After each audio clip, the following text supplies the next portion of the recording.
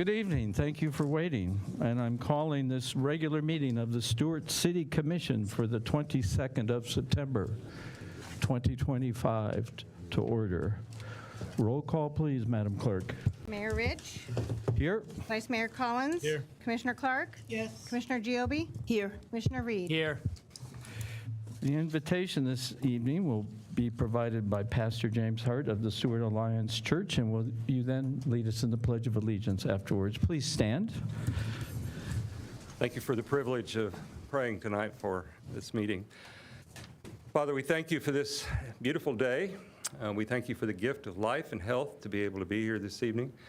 Lord, your word tells me, and as I'm reminded quite often, that we are to pray for those in authority, those that have been placed in a position of leadership over people in a given area. So, Lord, we thank you for the city of Stuart. We thank you for these that have been elected to lead us, make decisions for us, and provide a place, God, that we can enjoy your presence and your purpose and your power. I pray tonight, Lord, that you would just be with each one that is here. I pray for each one that comes to this microphone, Lord, that you'd fill their hearts with your words and your direction, and that your will would be done in Stuart as it is in heaven. Thank you, God, for all your goodness to us, your many blessings, and thank you for such a beautiful place that we can live and work and raise our families and just see evidence of your hand all around us, Lord, from the beautiful sunsets to sunrises to everything that we have around us. God, we give you praise and thanks tonight in Jesus' name. Amen. Amen. I pledge allegiance to the flag of the United States of America and to the republic for which it stands, one nation, under God, indivisible, with liberty and justice for all. Thank you, Pastor Harp. Comments by city commissioners. Commissioner Giobi, do you have any comments to start us off? No comments, thank you. Commissioner Reed.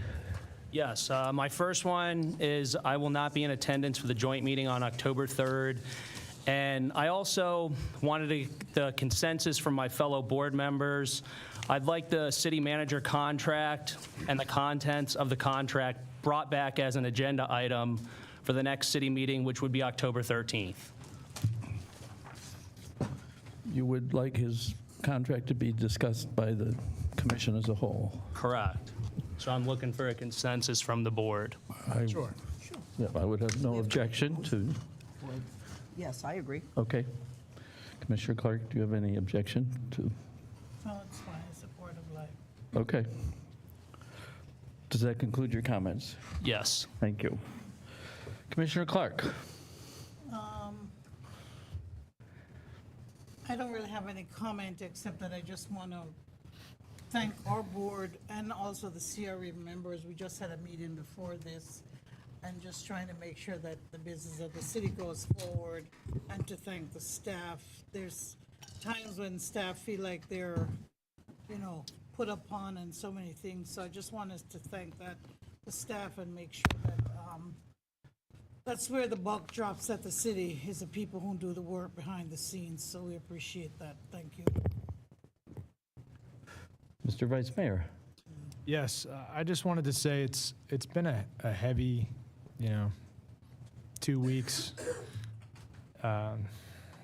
Since we last met, there's a lot that's happened in the world, and I've been wrestling with it. I'm sure a lot of people have, my family, and pretty sure millions of people were watching the Charlie Kirk Memorial yesterday.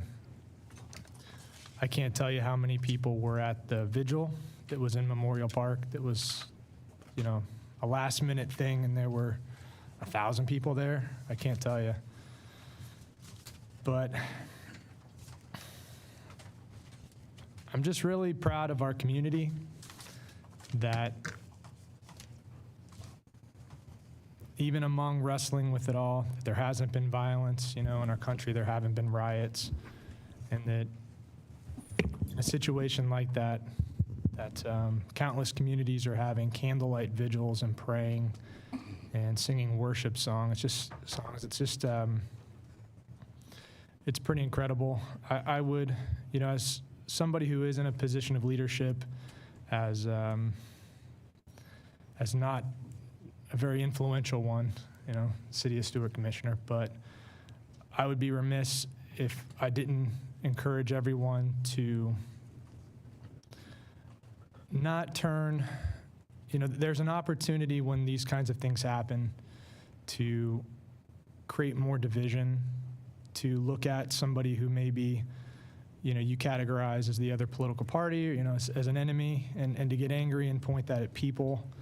And in a position of leadership, I would just encourage all of us to use this in the other way to come together and, find where we agree. And I don't say this to be offensive, I really don't, but in watching everything that has happened, I would say more than ever, our country needs Jesus. I believe that we need to get back to those fundamental values and morality that really can make this country great. And my hope is that through all of this, that's ultimately what happens. I would caution, I've seen some of this already, but people who are in leadership positions that might have, I won't name names, but I would really caution against using this as an opportunity to talk about punishing the left or punishing people that, and I'm a conservative Republican, but punishing the other team and using, somebody's death who was very much bringing up, people that he wildly disagreed with to the microphone to debate, using this as an opportunity to censor people, whether it's on a larger scale or in our community. I hope we can all see what happened as maybe an opportunity to reach out an olive branch to people that we don't necessarily agree with all the time, instead of the alternative. But that concludes my comments. Thank you for those remarks, Mr. Vice Mayor. I do have some remarks. My first one is, wow, this is amazing to see all you. I mean, we are so lucky to live in a community where people care to this degree, and so many people care about an issue such as this. So first, I wanted to thank Commissioner Giobbe and Commissioner Reed and Commissioner Clark, because we all attended the reading of the Constitution the other day. I forget, and I'm sorry I had to leave early. I couldn't stay to hear you, but We were excellent. and it is an event that I've been lucky enough to take part in before. But I must say, and for obvious reason, it held particular significance to read those words and really understand how important they are. And so I'm not, who puts that on, Commissioner Clark? I don't even, but the group that does, yeah. The group is Eula Clark. Oh, And Eula had her red hat on. well, it's good she says that, because I actually attended an event on Tuesday, September 16th, and one of the charms of working in a city this small is I'm never more than 10 minutes from any event. Even if I'm late, I'll be right there. But I put it on maps, and I had to travel 45 minutes because it was a remembrance ceremony, the storm of 1928 out in, is that Pahokee? Was it? Fort Mayaka. Fort Mayaka. And it was a very powerful event. It was a remarkable storm in scope and the devastation it wrought on primarily non-white communities, and I really was not aware of it. And there, in fact, was one survivor, a woman who's had held her dad's hand through the flood. And it was quite a story, and I was proud to be able to provide a proclamation from the city of Stuart. But it's a remarkable serendipity to me, and I was struck by it because we're here considering an issue, a business that was started actually 2 years before that. Dennis Hudson Sr. founded the bank who we're going to be talking about in 1926.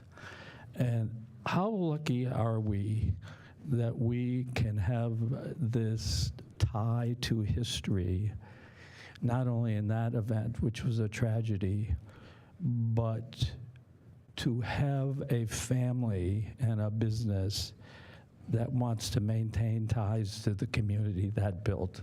And I just could not overlook that those two events have taken place in so close in time. So, Mr. Mortel, do you have any comments? I just have one comment. This week, we received, or the Community Services Department received a letter or email from a John Trahan, who's the Treasure Coast running director, I guess, and he wanted to let the city know that that he was out of town for the summer and had returned, and was very impressed with the condition of the Russell Holloway track, and was very excited about the renovations. And if you remember, they had made a donation to us as well, and we did the improvements to the track, and they're completed. And he's very excited for the track meet that will take place on January 24th of 2026. But the improvements were done, and he was very happy with the outcome. That's it? Yeah, that's all I've got. Can I get a motion for approval of the agenda, Move please? approval of the agenda as published unless somebody wants to pull I anything. do. Mayor Rich, may I? Certainly. I wanted to pull Agenda Item 3, Resolution 86, 2025. I know some of, I guess it would be the tow truck drivers, they wanted to provide some comment and get clarification from the city on that agenda item. So will you amend your motion, Yes, pulling yes. item 3? Yes. So we have a motion by Commissioner Clark. Second. We have a second by the Vice Mayor. Is there any public comment on this item? I have no public comment. Seeing none? got a- Sorry, I do, actually. There should be one at least. As regards the Oh, I'm agenda? sorry, this is approval of Yeah. agenda, not consent. I Okay. apologize. All in favor? Aye. Aye. Opposed? Seeing none? Okay. Do we have any comments from the public, Madam Clerk, on non-agenda items? Yes, I do. Kevin Sharkey? Guarantee it. Will you introduce yourself, sir, please? Kevin Sharkey, Sharkey Air, and some of you may know and some may not know, I'm Molly's father from Molly's house. So I appreciate what you're doing tonight, and I appreciate all the people that are here. You know, Seacoast and Stuart are synonymous. I understand you're working hard to control growth, and I applaud you for it. Some of you may know that I'm also, as I said earlier, a local contractor. And so I'm very familiar with the growth of Stuart. I remember looking down Main Street when we moved here in 1989, and there weren't any cars because there were no stores. They were vacant. And how far we've come. All right? 31 years ago, I appeared before this chamber asking for some minor changes to directives so the entire community could build Molly's house. It has been open as of yesterday, Molly's birthday, 29 years.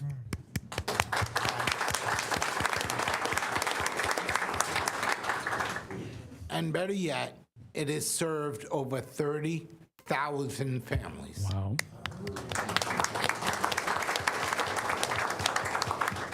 We could not imagine the impact it would have that far along today.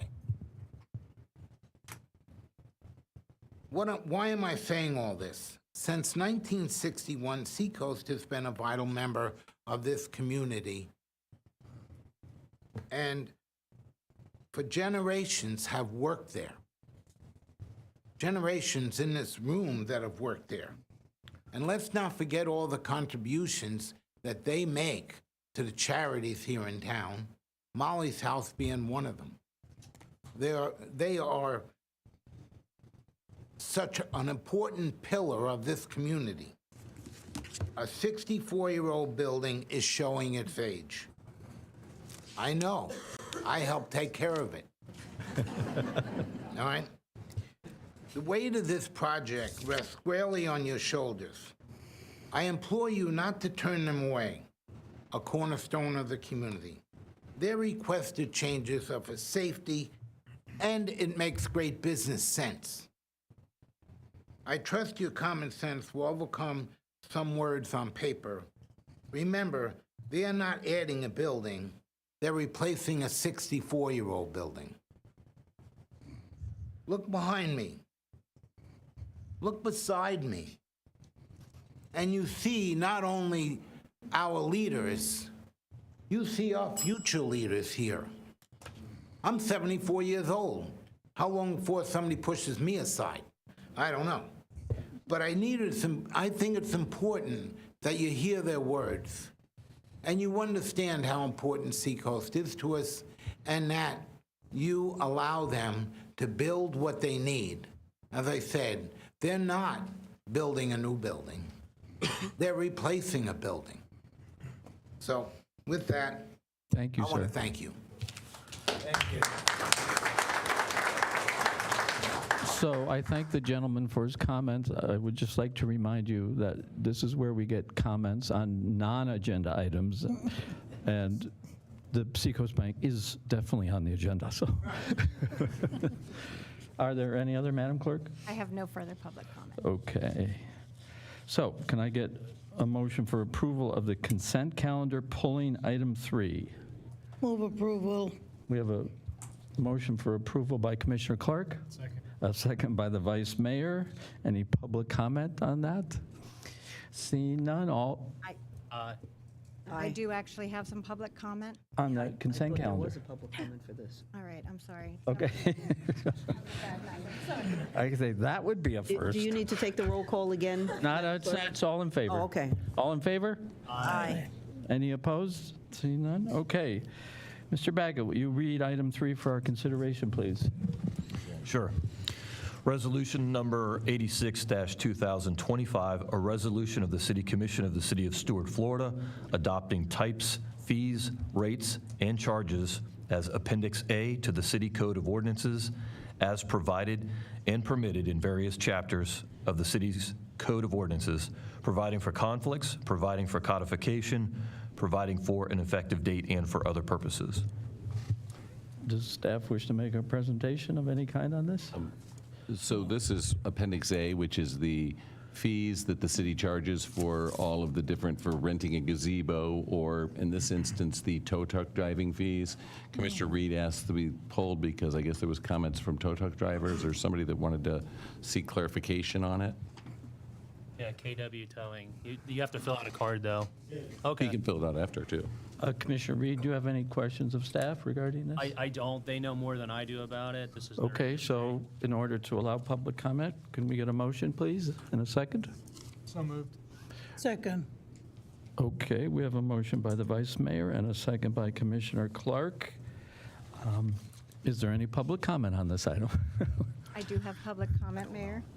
And do you have some of your own, Madam Clerk? I do. Okay. For this item. Will Nathan will you call them, please? Nathan Miskjen. Okay.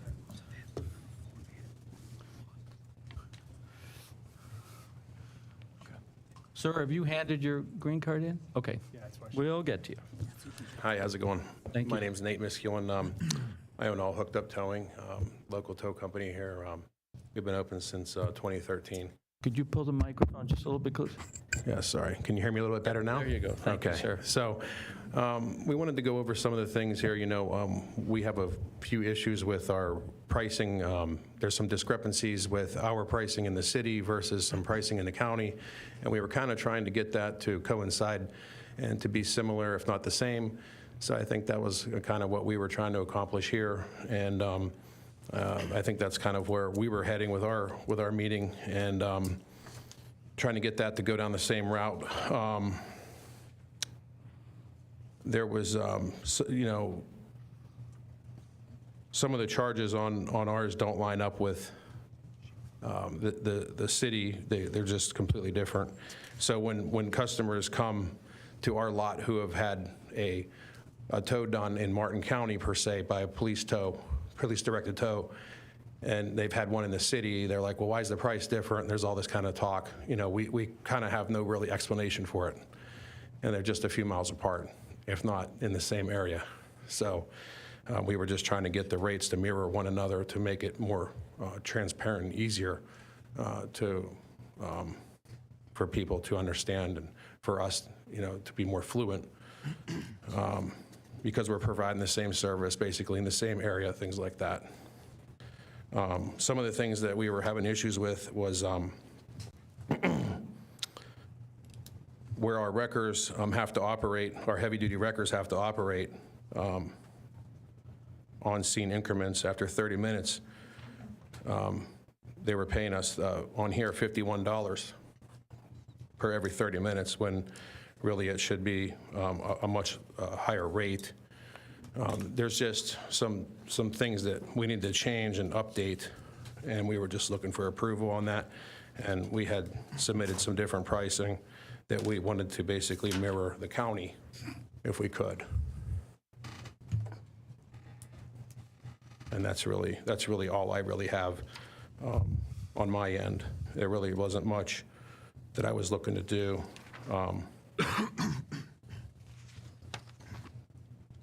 As far as my notes go. I know we were looking to stay with the rotation, with maintaining the 30 minutes. We were trying to look for a 30-minute rotation ETA. I know there was talk of a 20-minute rotation ETA due to some traffic constraints, the population growth and things like that. We were having difficulty getting to accident scenes an ample amount of time with traffic and things like that. We haven't been able to make those ETAs. It's been very difficult. So wanted to see if we can adjust that as well to 30 minutes. And that's all I really have. Thank you, sir. All right, thanks. And to the members of the board, I don't have any idea about the 30-minute policy one way or the other. The Appendix A is the fee schedule, and our police department, several meetings ago during one of the budget workshops, explained to the board that it was meeting with the county and that we were going to adopt the matching fee schedule as the county, and we have made those changes. If you go to Appendix A under Chapter 12 Businesses, 12-45, like 12-130 says license fee for wreckers and vehicle businesses, and then back below that it starts Class A/rollback. It was $5.73 per hookup mile, and it's now been changed to $7.07 per hookup mile, which was the total, or the original price was $164.81. That's been changed to $209.99. Class B has been changed to $294. Class C has been changed to $458. Class D has been changed to $694. Labor on scene of accident after 30 minutes, it says see the schedule below.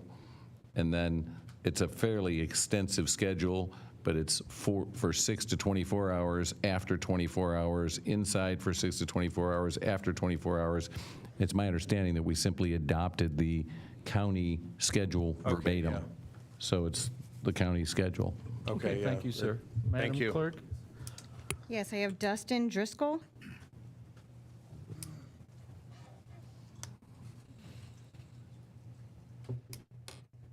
Two for one. Yeah. Hi there. I'm Dustin Driscoll. This is my father, Warren Driscoll. We're owners of KW Record Service, another local company here in Stuart.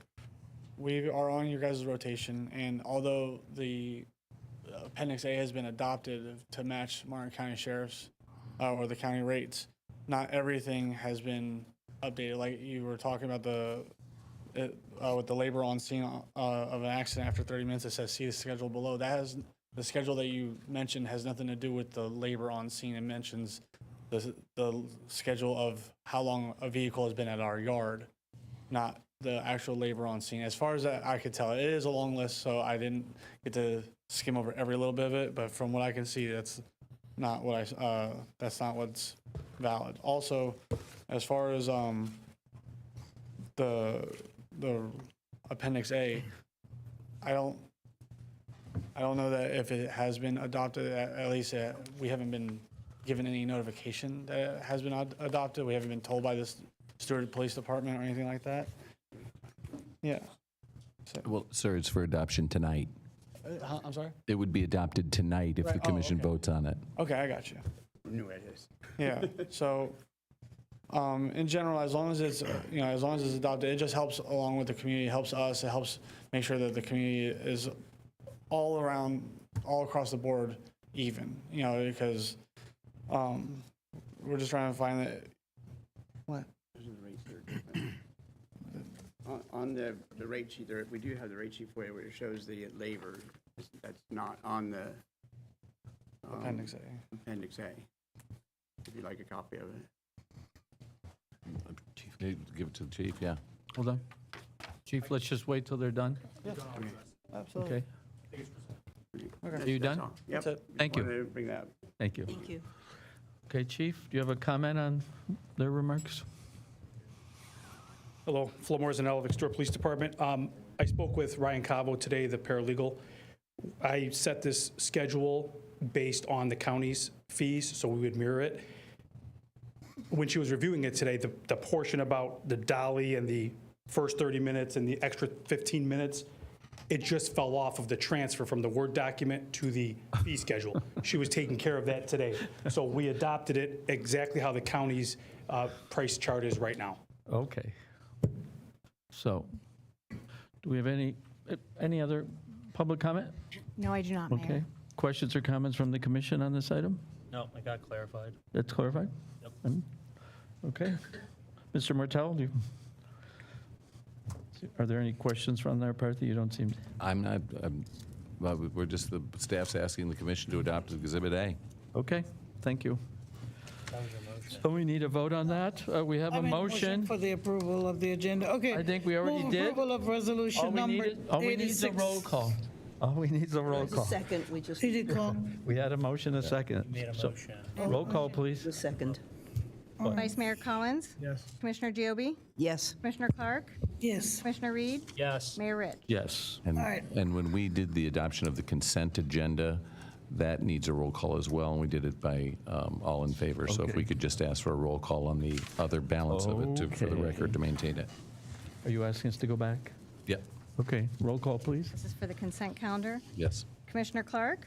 Yes. Commissioner Reed? Yes. Vice Mayor Collins? Yes. Commissioner Giobi? Yes. Mayor Rich? Yes. That ends the consent calendar. Item number 5.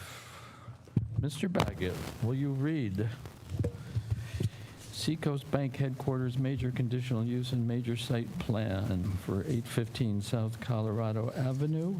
This is quasi-judicial, so do the commissioners need their yellow card here, Mr. Baggett? No, just you. That's your sheet that you make sure you follow along Will with the you please appropriate. read the item for our consideration? Of course. A resolution of the City Commission of the City of Stuart, Florida, granting a Major Creek District Code conditional use approval and major development plan for the Seacoast Bank Headquarters project located on the southeast corner of Colorado Avenue and Kindred Street, granting approval to construct an approximately 58,647 square foot, 3-story headquarters office building with drive-through bank teller lanes and drive-through ATM, a detached 90,762 square foot, 3-story private parking garage, and maintain the existing outbuilding structures outside the redevelopment affected area, requiring specific policies to be considered, including parking requirements and architectural standards, providing an effective date, providing for a timetable of development, providing for conditions of approval, and for other purposes. Okay, so the first question I have to ask of my fellow commissioners is, do you have any ex parte communications to disclose regarding this item? And Commissioner Giobi, I'll speak with you. No. You never met with the applicant, or? Okay, I'm sorry. No, yes, I've met with the applicant actually twice. Okay. Thank you.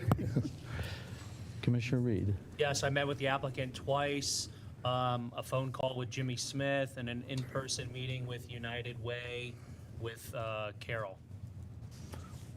Commissioner Thanks. Clark? I've met with the applicants, the representatives, and I know many people at Seacoast Bank, employees there, and I didn't think I have any other meetings, but I'm here with an open mind. Mr. Vice Mayor? Yes, I met with the applicant. Okay. I myself met with the applicant twice. I've known Dennis Hudson for 45 years, so I've spoken with him. I've spoken with tens of citizens, specifically regarding this project. I spoke with Mr. Astolfi. regarding this project. And I spoke with Mr. Capra this morning specifically regarding some of the drainage issues.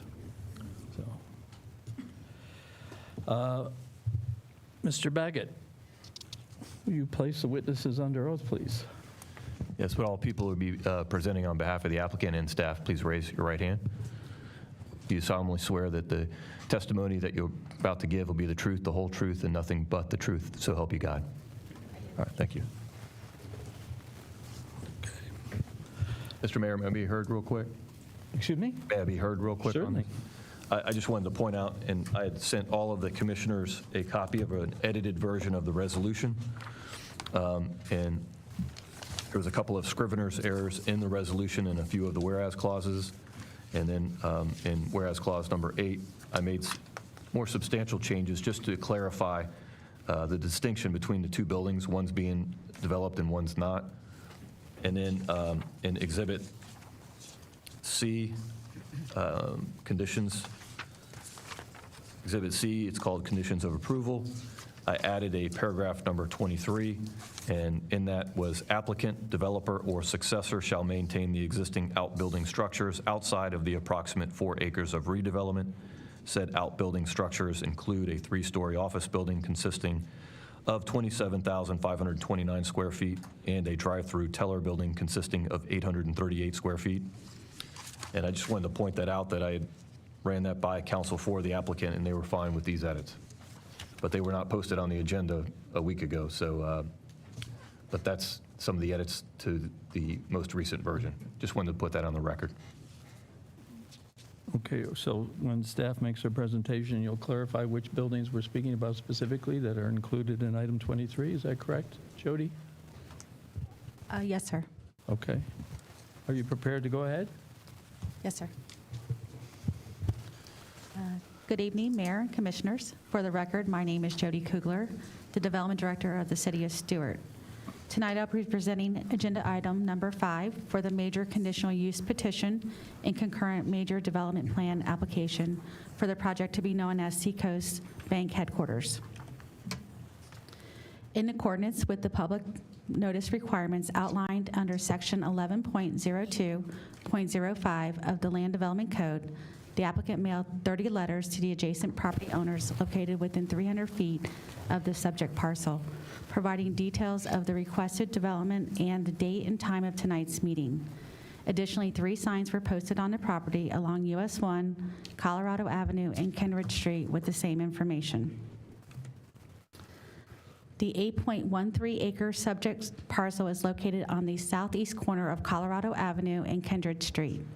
The parcel is situated within the Creek District overlay and is zoned Creek South within a downtown future land use designation, and is located within the City of Stuart's Community Redevelopment Agency. The property is also situated within the City of Stuart Community Redevelopment Area and Creek District.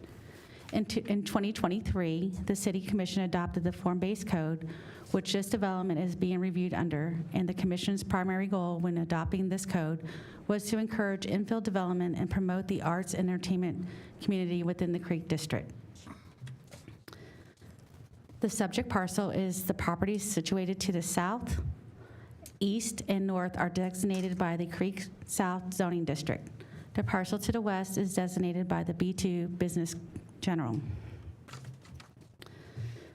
The parcel and properties situated to the south, east, and north are designated by the downtown future land use. The parcel to the west is designated by the commercial future land use. The downtown land use is applied to properties within the community redevelopment area and it generally allows for low-density and multifamily residential, office, commercial, recreation, lodging, public facilities, conservation, and mixed-use developments.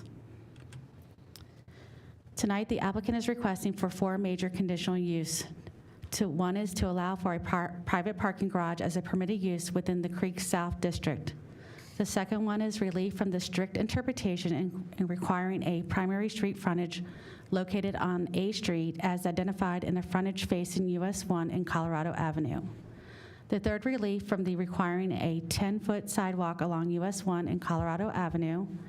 And the fourth is to relief to allow the private parking garage to exceed the 200-foot horizontal length to 246 feet overall. Pursuant to the Land Development Code, Section 3.04.03, private parking garages and lots are identified as allowable use within the Creek South District. However, the code requires a conditional use approval from the City Commission. The applicant is requesting a conditional use to allow a detached private parking garage as a primary parking for the customers' employees for the Seacoast Bank headquarters office building. The parking garage will consist of approximately 252 parking spaces. The second request is in accordance with the Land Development Code, Section 3.04.05, outlines the requirements for frontage type design for buildings within the Creek District. Frontage type shall be located on the primary facade. Primary facade shall be located on an A street as identified in the figure CD-07, thoroughfare as outlined in red. Per this figure, both Colorado Avenue and US 1 are considered A streets. An A street is intended to develop over time as a pedestrian-friendly environment as such and to hold to higher standards regarding building placement, building frontage, and the location of parking lots and service uses. B streets outlined in orange are not held to the same standards as A streets. The applicant is requesting relief from the requirements to not include access or a primary entrance facing US 1 or Colorado Avenue due to security purposes. The front entrance to the building is proposed facing an interior neighborhood open space. The design of the neighborhood open space meets the intent of a pedestrian plaza connecting the building entrance to the street and a pedestrian passageway. The police department has reviewed the plans and it supports the Seacoast Bank's request to relief to allow for the main entrance at the rear of the building. This approach aligns with the crime prevention through environmental design principles, enhances customer safety, and provides a more functional and secure design for the headquarters. In accordance with the Land Development Code, Section 3.04.06, the thoroughfare standards, access and parking standards requires a 10-foot sidewalk along US 1 and South Colorado Avenue. For conditional number 3, the applicant is requesting relief to maintain the existing sidewalk widths of 7 feet along US 1 and South Colorado Avenue until such time the existing infrastructure within the rights-of-way can be adjusted for a meaningful addition to the pedestrian sidewalk. In conclusion, the applicant is improving to include new 10-foot wide multi-path consisting of connecting to US 1 to Kendra Street at the intersection of Colorado and US 1. The fourth and last relief condition is pursuant to Land Development Code, Section 3.04.09. Development standards requires building massive not to exceed 200 feet horizontal length maximum. The applicant is requesting relief to allow the parking structure to exceed the 200-foot horizontal length to 246 feet overall length. The proposed parking structure is purposefully kept to a 25-foot to limit the mass of the structure. The longer the garage allows for gentle sloping ramps and a safer scenario for users. The development situated within the Creek District greater than 35,000 square feet area is a major development plan approval must be granted by the City Commission as per Land Development Code, Section 3.04.01. The applicant is proposing to construct a new 58,647 square foot, 3-story headquarter building, freestanding drive-through, and a detached structured parking garage. The property consists of a total of approximately 8 acres.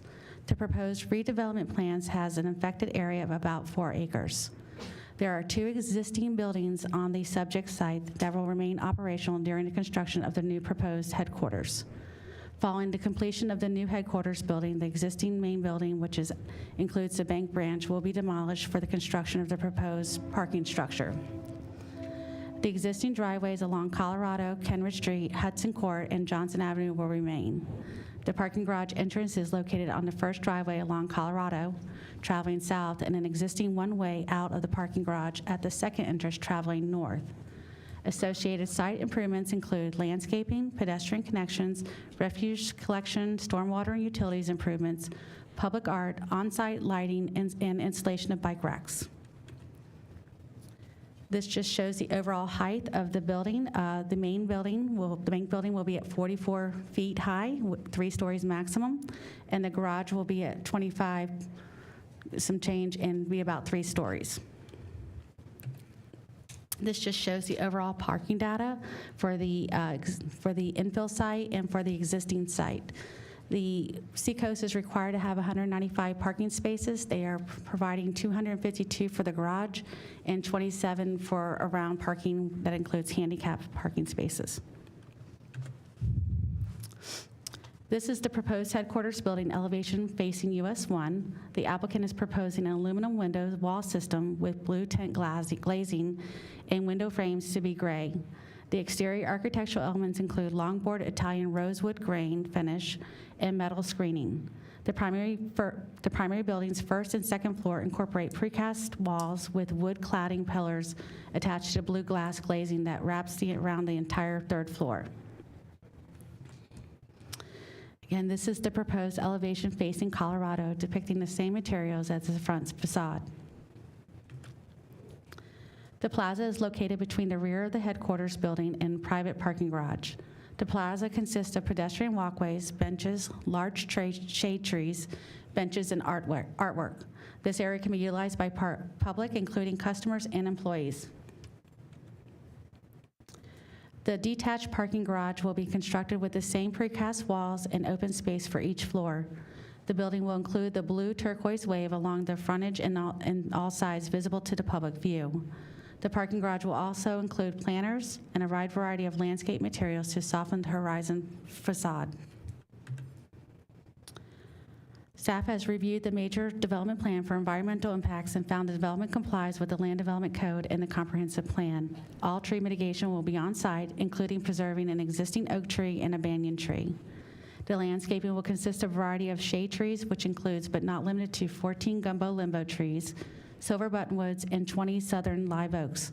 All trees will be planted with a root barrier system and irrigated. The applicant has also submitted a master signage plan that enhances the overall building architectural and incorporates a wayfinding sign for the historical downtown Stuart area.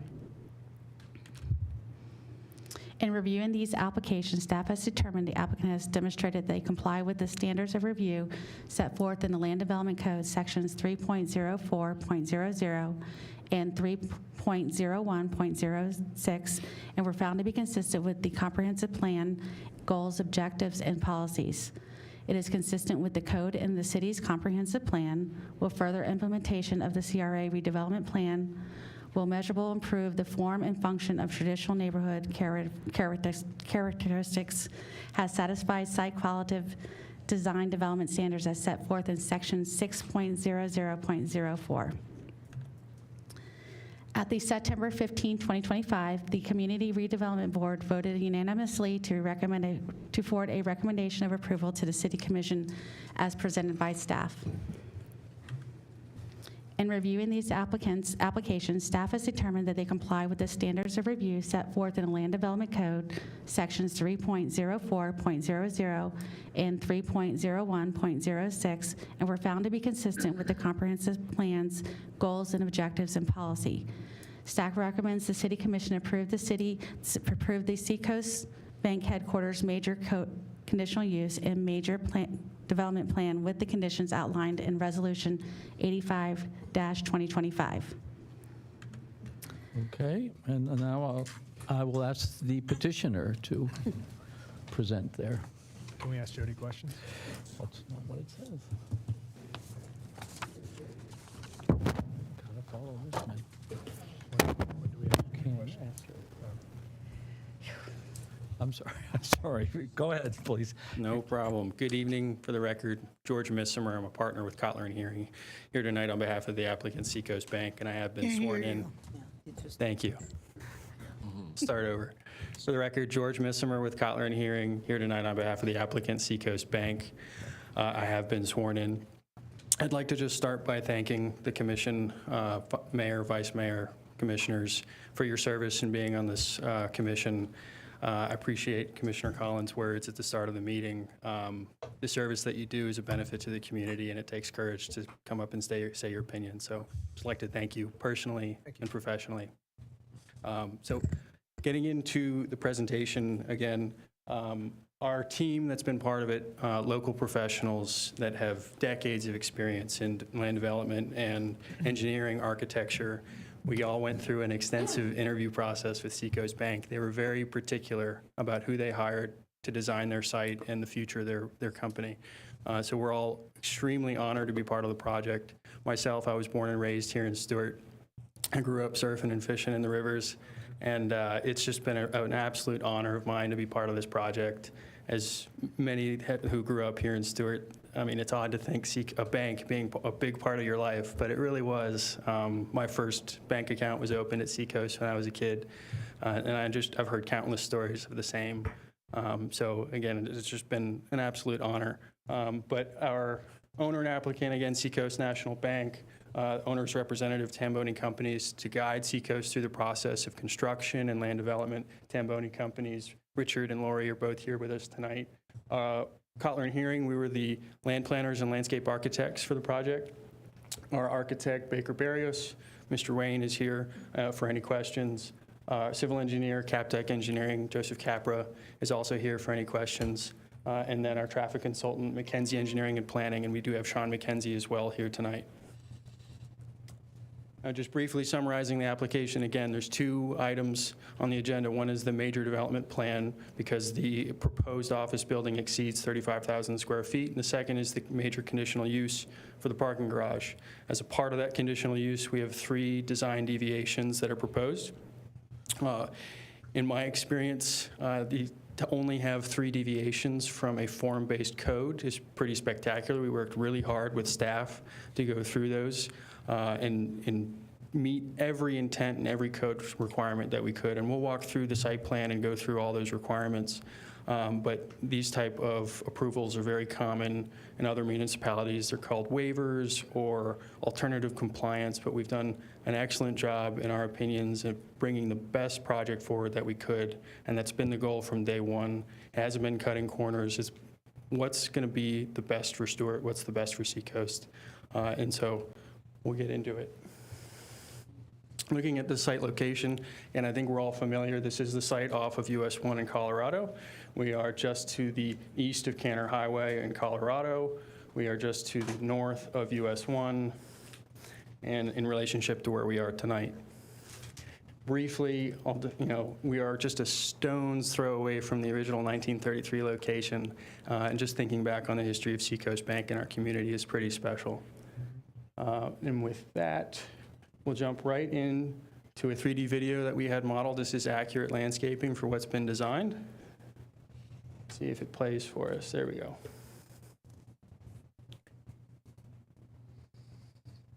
I'll try to be quiet through this part because you'll hear enough of me here in a minute.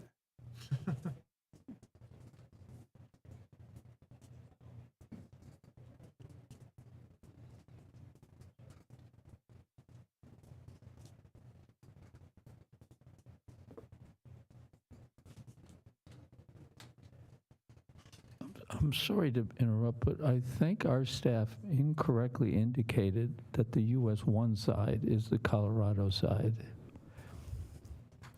Because if I remember Jody showing that, it was the 2. Yeah, I think one of the renderings was labeled as being the Colorado frontage. So could you just indicate clearly which is which? Yeah, no problem. So this is a view looking west on US 1 at the frontage of the building. So Colorado, you can see the intersection just to the left there as the video plays. You're moving towards the intersection of Colorado and US 1. So this would be the frontage facing US 1.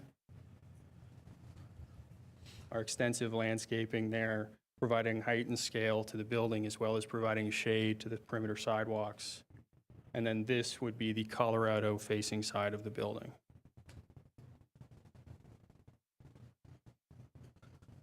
Thank you. Thank you, Mr. Mayor. All right.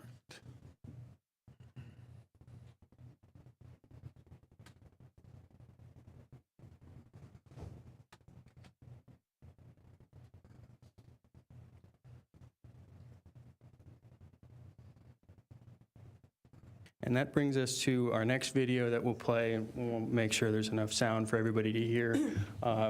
Mr. Denny Hudson could not be here tonight, but he did provide a short video clip as part of it, just so you could see his face and hear his words.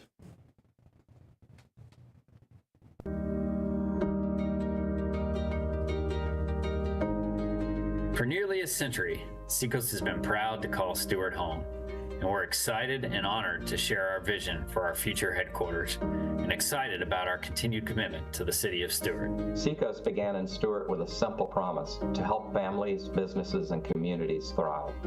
From our first branch downtown to decades of service on Colorado Avenue, we've been here through every chapter of Stuart's growth. Our story is rooted in trust, resilience, and partnership. We all feel such a sense of pride working with multiple generations of customers and families over the years.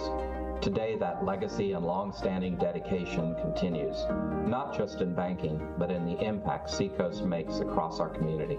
Here in Stuart, Seacoast Bank supports more than 200 local jobs. Many of our Stuart-based associates have worked at the bank for 30, 40 years, or even longer. They're constantly making meaningful local contributions with millions of dollars of local impact to strengthen Stuart's economy. Seacoast has been a great partner with us over the last 13 years, helping us get the Gafford off the ground in 2012. And most recently, Seacoast has pulled their whole team together to help us open a second restaurant within the last 2 years. They have been through the ups and downs. They provide trust, stability, service. There are very few, if any, businesses that can say they've been a part of a community for nearly a century. We proudly support dozens of nonprofits and community organizations, contributing thousands of volunteer hours each year.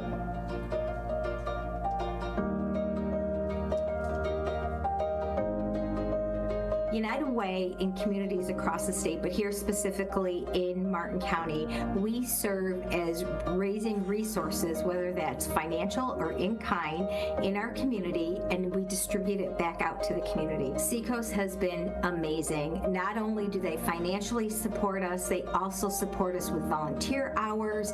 They serve on committees. They are the #2 most generous workplace in Martin County. We are so proud of the relationship because it's more than just a financial transaction. I am just always amazed about the support, not only financially, but all kinds of things that Seacoast is involved in our community. And I would hate to lose that, really. It's, almost 100 years. We want the next century to have Seacoast based right here in Stuart, Florida. Our legacy is built on history, but our future is based on vision. The new Seacoast headquarters will be a vibrant anchor for downtown Stuart that serves customers, supports employees, and inspires the community with a sustainable design, expanded green space, and accessible public areas. The project represents more than a building. It's our renewed promise to Stuart's next chapter.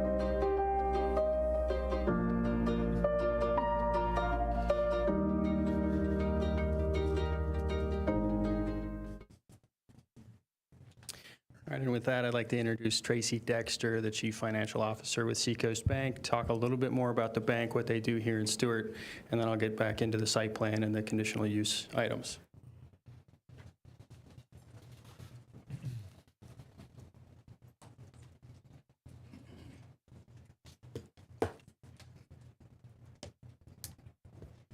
Good evening, commissioners and staff. Good evening to our community partners and friends. My name is Tracy Dexter. I'm the Chief Financial Officer at Seacoast Bank. I've lived and worked in Stuart for nearly 9 years.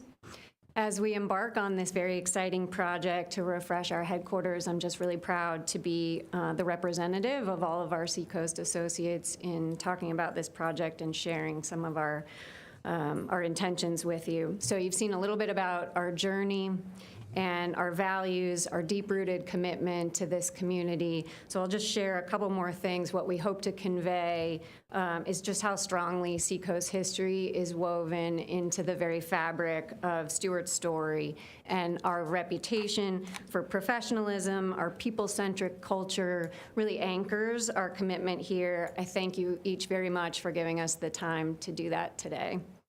This project really revives and refreshes our headquarters here in Stuart. It allows us to better support local homeowners, small businesses, neighbors, and our partners here in the community. I'm gonna save you another couple of minutes from some of the history that you've heard so much about. As you know, the bank's been here for many years. The location where we currently sit was created in 1961, and a lot has changed since then. Our business has grown quite a bit from the one original branch in Stuart to over 100 locations across the state by the end of this year. Here on the Stuart campus, in addition to our client-serving banking team, our headquarters site houses our executive team, many of the leaders and professionals in our operations, accounting, technology, compliance, many other functions that support the day-to-day operations of the business. Of the nearly 2,000 overall employees that Seacoast will have by the end of this year, the Stuart campus is home to 225 people. Our growth in recent years has included establishing other operations and back office hub locations across the state. Doing that has allowed us to support the local decision makers in those areas, and it provides flexibility and resilience to our business. Our delivery model then is distributed, but our Stuart campus remains at the heart and the center of this growing business. Beyond just our growth in size, another indication that I wanted to offer of our success is the frequent industry recognition that we receive. We're consistently recognized and have a strong reputation for being a great place for people to work. Our culture supports an atmosphere for professional growth, and it celebrates professional excellence. Our goal with this project is to provide the surroundings that align with that culture. A bit about the impact that we hope to bring to the community. As one of our busiest locations, the branch at our headquarters campus here in Stuart is where over 5,000 local residents and businesses, they entrust us with their deposit relationships. So we process 12,500 transactions every month. That's about 600 transactions every business day in this branch or at the drive-through or at the ATM at this location. That's a lot of customer touch points, and it's really important to us that this, our flagship location, really represent us well in those touch points. We actively fund the people and projects that we know make this community vibrant through our small business lending and mortgage lending. Today, we have $215 million in loans outstanding to customers in the city of Stuart. The average loan size, $150,000. Our lending activity enables the success of hundreds of small businesses and has provided financing solutions to generations, thousands of families. That fosters the economic resilience and the prosperity of this area year after year. Our 225 local associates spend hundreds of thousands of their dollars each year at local businesses. They frequent lunch spots and coffee shops. They go to the dry cleaner and the gas station. As a corporate entity, we also spend hundreds of thousands of dollars each year. Corporate events, catering, hotels, that kind of thing. We also rely on our local businesses to help us maintain our facilities and to provide supplies and services that we need every day. I am the CFO. Seacoast's impact is not measured only in dollars. Our vibrant communities are built through active involvement and meaningful engagement of our people. Our employees volunteer over 1,000 hours each year here in Stuart with local organizations. We sponsor annual community events, financial literacy programs, we host blood drives, we collect and donate school supplies, so many other efforts. We serve on local nonprofit boards, providing leadership and connectivity to help these organizations flourish. Our people and their deep sense of service to others really creates that vibrancy. Our vision here is to create a modern and dynamic campus that'll honor our nearly century-long dedication to being a trusted advisor and community-focused institution. It'll continue to anchor our presence here for decades to come. I'm going to turn it back to George to get into the details of the project, but I know there are questions about the back portion of the parcel, and so I'd like to take a moment to just address those and offer clarification if that's helpful.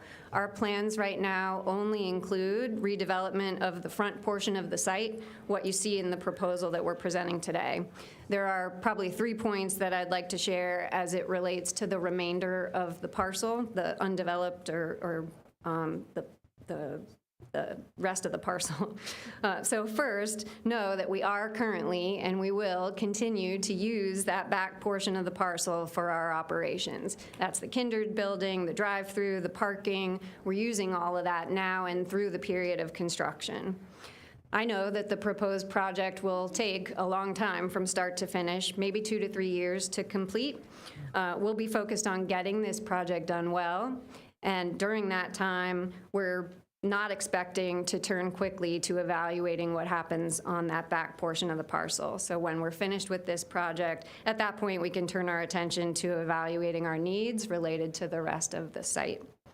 The second thing, whatever our needs are as we approach that future date, it is certainly important to us that anything happening on or next to our headquarters property is very much aligned with our community values and something that complements our business. We have great interest in making sure that any use has a positive impact on the community. And then the third thing I'd offer, of course, is that your involvement in that process will be very important. I understand if there were to be any development activity on that back portion of the parcel, that would come through this process with the thorough review, I'm sure, of the city staff and the agencies and by this commission. So for now, with no plans to make changes on the back portion of the parcel, our focus is bringing this project to life. The new headquarters will enhance our operational efficiency. It'll improve our customers' experience. It'll provide our associates and their meeting groups with modern facilities that really match their level of professionalism and show them at their best. It also provides a distinctive gateway for visitors to downtown Stuart. So today we respectfully ask for your support of our headquarters redevelopment project. Commissioners, thank you very much for your time and thoughtful consideration. George, I'll ask you to come back with the details of the proposed project, and we look forward to answering your questions.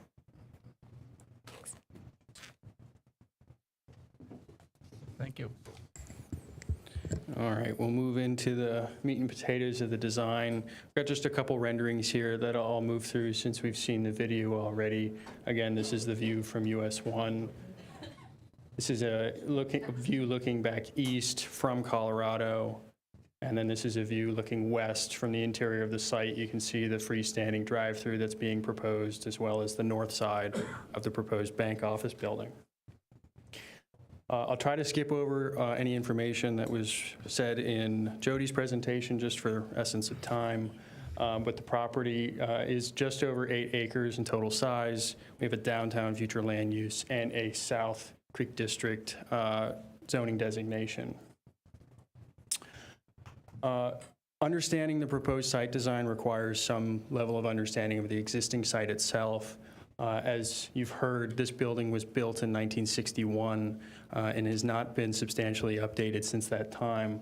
So the need for Seacoast to be able to update their headquarters is critical at this stage. So there are 2 existing buildings. The larger one, the 71,000 square foot building, is operational as their both flagship branch location as well as their corporate office headquarters. There's also the 27,000 square foot office building on Kindred Street, which is currently being utilized by the bank and will be used into the near future through construction. And Seacoast will evaluate its need post-completion of the new building. So what that means, Seacoast has a need to remain in that existing headquarters building through construction of the new office building. And so a location on the existing property was identified at the corner of Colorado and US 1 as the location for the new headquarters building to be constructed. So once the new building is built and CO'd, all the offices and the bank branch will be moved into the new building. The existing 71,000 square foot building will be torn down, and then the parking structure would be built following that completion. Something else to consider with the square footages of the existing headquarters versus the proposed headquarters. As you'll remember, this is a 58,000 square foot proposed office building, including about 2,500 square feet that will be the new branch location. So it's considerably smaller than what's existing, and the reason behind that, obviously the building was constructed in 1961, and it's highly inefficient in terms of the use of space. It's got very wide hallways, very large offices, something that's just not seen in today's office space. And so there's a consolidation of some of that space that's underutilized within the existing headquarters. And so you may have noticed in the traffic report that was prepared, the theoretical traffic trips for this redevelopment is actually lower than what the existing theoretical traffic trips are for the existing headquarters, and that is because it's a reduction in square footage. We know that it's the same number of employees that are going to be there post-completion, so there won't be an impact to traffic either way. But when you're talking theoretical numbers and how traffic trips are measured, that's why the report shows a reduction in trips.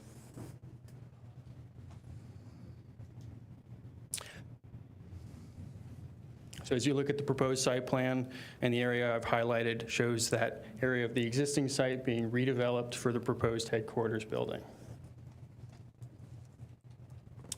A little bit further on building placement, the CRA district, the Creek District, is very specific in its land development regulations. It is a form-based code, and so it specifies precisely where buildings need to be located.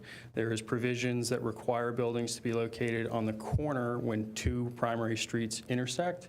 As well, there's a build-to zone within the code, which means you can't build your building any closer or any further away from a specific range within that Creek District. And it differs based on your use, where you are in the district. And so in this section of the Creek District, it's between 20 and 30 feet, I believe, within the code. We've heard comments about building placement and the scale of the building. There's concerns over, having a 3-story building closer to US 1. And we understand those, and something to think back and consider is when the Creek District Code was implemented, there was a desire for this form-based code which removes parking lots from the front side of a property, puts them behind the building, so it hides your field of parking. Or in this case, if you have a parking structure, it puts it not up on the frontage to where it's the most visible point. And so if you look at other buildings in the area, such as the Bank of America building, it's set back from the road over about 150 feet in that location. But when you look at it from the street, it doesn't feel like it's that far because there's no buffer, there's no landscaping. You've got a large amount of parking area in the front, but it doesn't do anything to soften the scale of that building. There's some design considerations with the architecture, of course, but there's not a lot of protections in terms of that. So when you compare that to the proposed design with the expansive landscape buffer in the frontage, the large canopy trees provide a scale to that building. It softens as well, the architecture being miles better than what some of the surrounding buildings are. Some of the basic information of the site plan, we are meeting and exceeding all development code requirements. Particularly of note is the green space provided on the site. So we're required 20%, and we are nearly double that. So we're actually substantially increasing the amount of green space that's existing today with the proposed redevelopment. And part of that is the sustainability initiatives that we've implemented in the design process, such as including a parking structure. Those parking structures are a significant expense. I think the latest estimates on a per parking space cost exceed $30,000. So it's not a decision made lightly, and it's a substantial investment in the development, and it improves the sustainability of the site, increases green space, and overall just makes a better project. So talking about access, I'm sure we're all familiar with the site, but we'll just go over some of those access points and how it operates today. Off Colorado, there is an existing ingress and egress. These are one-way drives. So your first intersection or first driveway access point off Colorado as you go north is the entrance. And then just further to the north is the exit. Off of Hudson, there is an entrance into a one-way ATM lane, as well as multiple driveways that intersect at the same point at the perimeter of the property. And this creates somewhat of a conflict point. It's not heavily trafficked, so we haven't had significant issues with it, but we're definitely improving the access for the site and flow of circulation, providing options.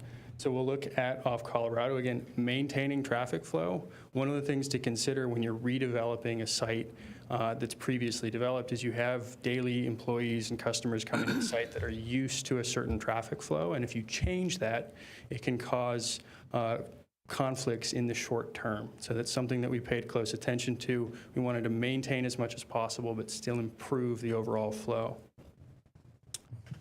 You'll notice in the area where we had those conflicting driveways on Hudson, it's limited now to an exit only from the drive-through lane. So far fewer conflict points. It's also moved further away from the intersection of US 1.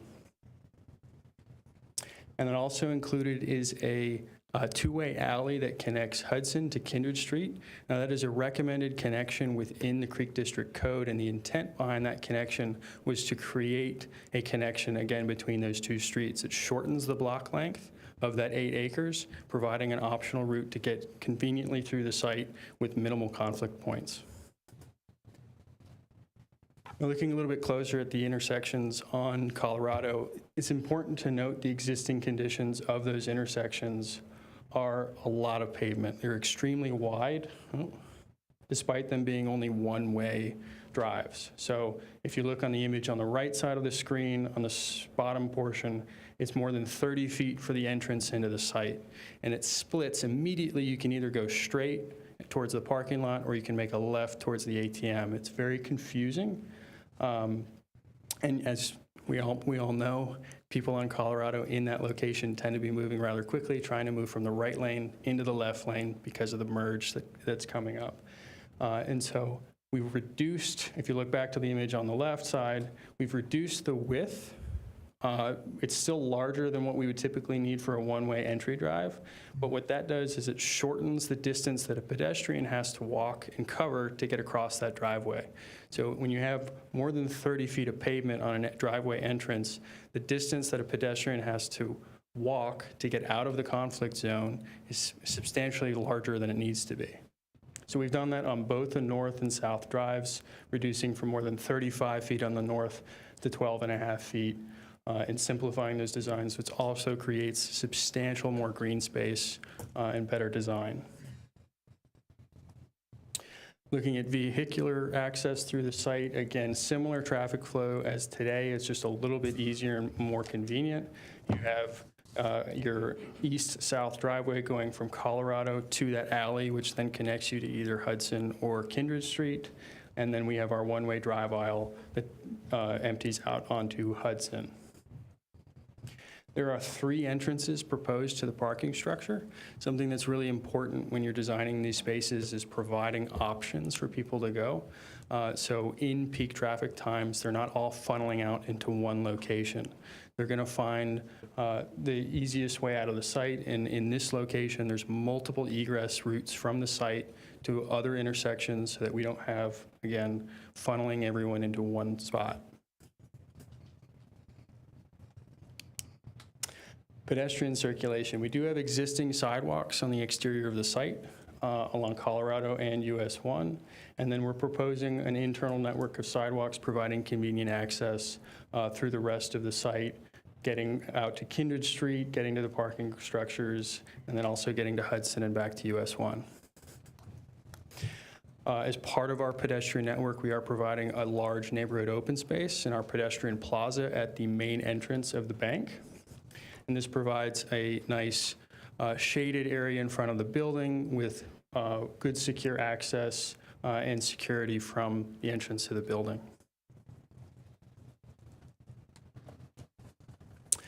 Now a little bit about landscaping. Kotler Engineering did the landscape design, and now there's very specific requirements within this property, specifically due to its frontage on US 1, as well as the Creek District in general providing certain elements. So on, for example, US 1, we're required to include oak trees as the canopy tree for the design recommendation of the corridor. So we are substantially exceeding the landscape requirements of the site, both in area and quality of those trees being much larger than the minimum sizes. As well as that, part of our design process is to design the landscape to fit with the building. And so paying close attention to where windows are located, what species are providing scale to the building, what species are providing shade to the pedestrian areas, making sure that they're as a higher percentage of natives as we can put on the site, both to increase sustainability, reduce irrigation needs, and overall provide just a better quality development. Something else that we like to touch on is the crime prevention through environmental design. Jody mentioned a little bit in her presentation. It's a very important part of development these days, and we try to implement those policies and design recommendations as much as we can. And one of the elements that I'll go back. One of the ways that we do that is, hang on, we'll jump ahead a little bit. Sorry, I'm out of order. So in the pedestrian plaza at the front of the building, we've provided substantial canopy trees, very little mid-level, and lots of understory. And so the reason that we do that is it provides clear sight lines from the parking area to the main entrance of the building. We don't like to have blind spots. We don't like to have corners. We like there to be clear visibility. It's very important, especially when you're designing a bank site, that you're not creating those potential hazards for employees and customers. I'll jump back a little bit. So part of the landscape design, we've created corridors of landscape implementing royal palm trees. So on our main entrance, as you come in off Colorado, it's a formal streetscape where you've got royal palms on each side, lining it, providing a very beautiful design.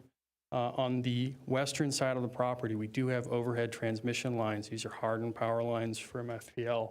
And per their guidelines, we are restricted in how high we can plant landscaping. Certain species don't work next to power lines, as we know. Large palm trees, canopy trees conflict. You end up hat racking them, or those strange V's cut out of the large canopy trees that we all love to see.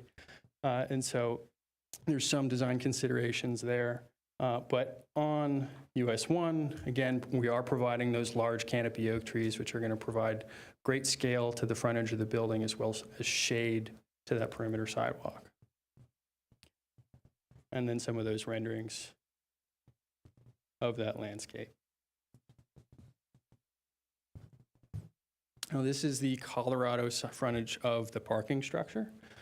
So you'll notice again in the front where we have those overhead power lines, we don't have those any tall landscaping, so it won't conflict with the power lines. We're not going to have issues down the road with that. We are providing canopy trees on the corners, as well as landscape that is designed specific to accentuate the design of the garage. We are implementing, and which we'll go over in the architecture section of the presentation, the Seacoast wave on the exterior of that garage to enhance the design. And so really trying to design a space that complements landscape as well as architecture. And then here's the south side of that parking structure, which faces the interior plaza. And some of those large royal palm trees on that main entry drive. So going over the architecture, I'll do my best. I am no architect, so if you have any questions, we do have Mr. Wayne from Baker Berrios here. The theme initially from the onset of the project was making really a Class A office space to accentuate this being the corporate headquarters and flagship branch for Seacoast Bank. So playing off the coastal heritage of Stuart, as well as some of the code requirements within the Creek District, which requires percentages of transparency on the building. So that doesn't just mean glass, that means non-extremely reflective glass like you see at the Royal Palm Financial Center. So that is curtain wall glass, but it acts as a large blank facade, essentially no different than concrete in some cases. So the transparency of those windows really provides a more airy feel to the building. You can see into it. It creates more light within the interior of the space. As we went over, the height of that building is 44 feet. The max within the district is 45, so we are under that.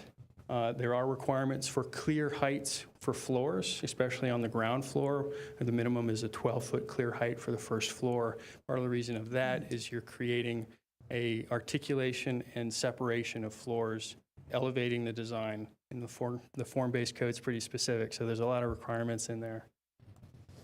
Some of those design elements to accentuate the exterior of the building, the exposed wood beams, the increased transparency on all floors, and then integrated balconies.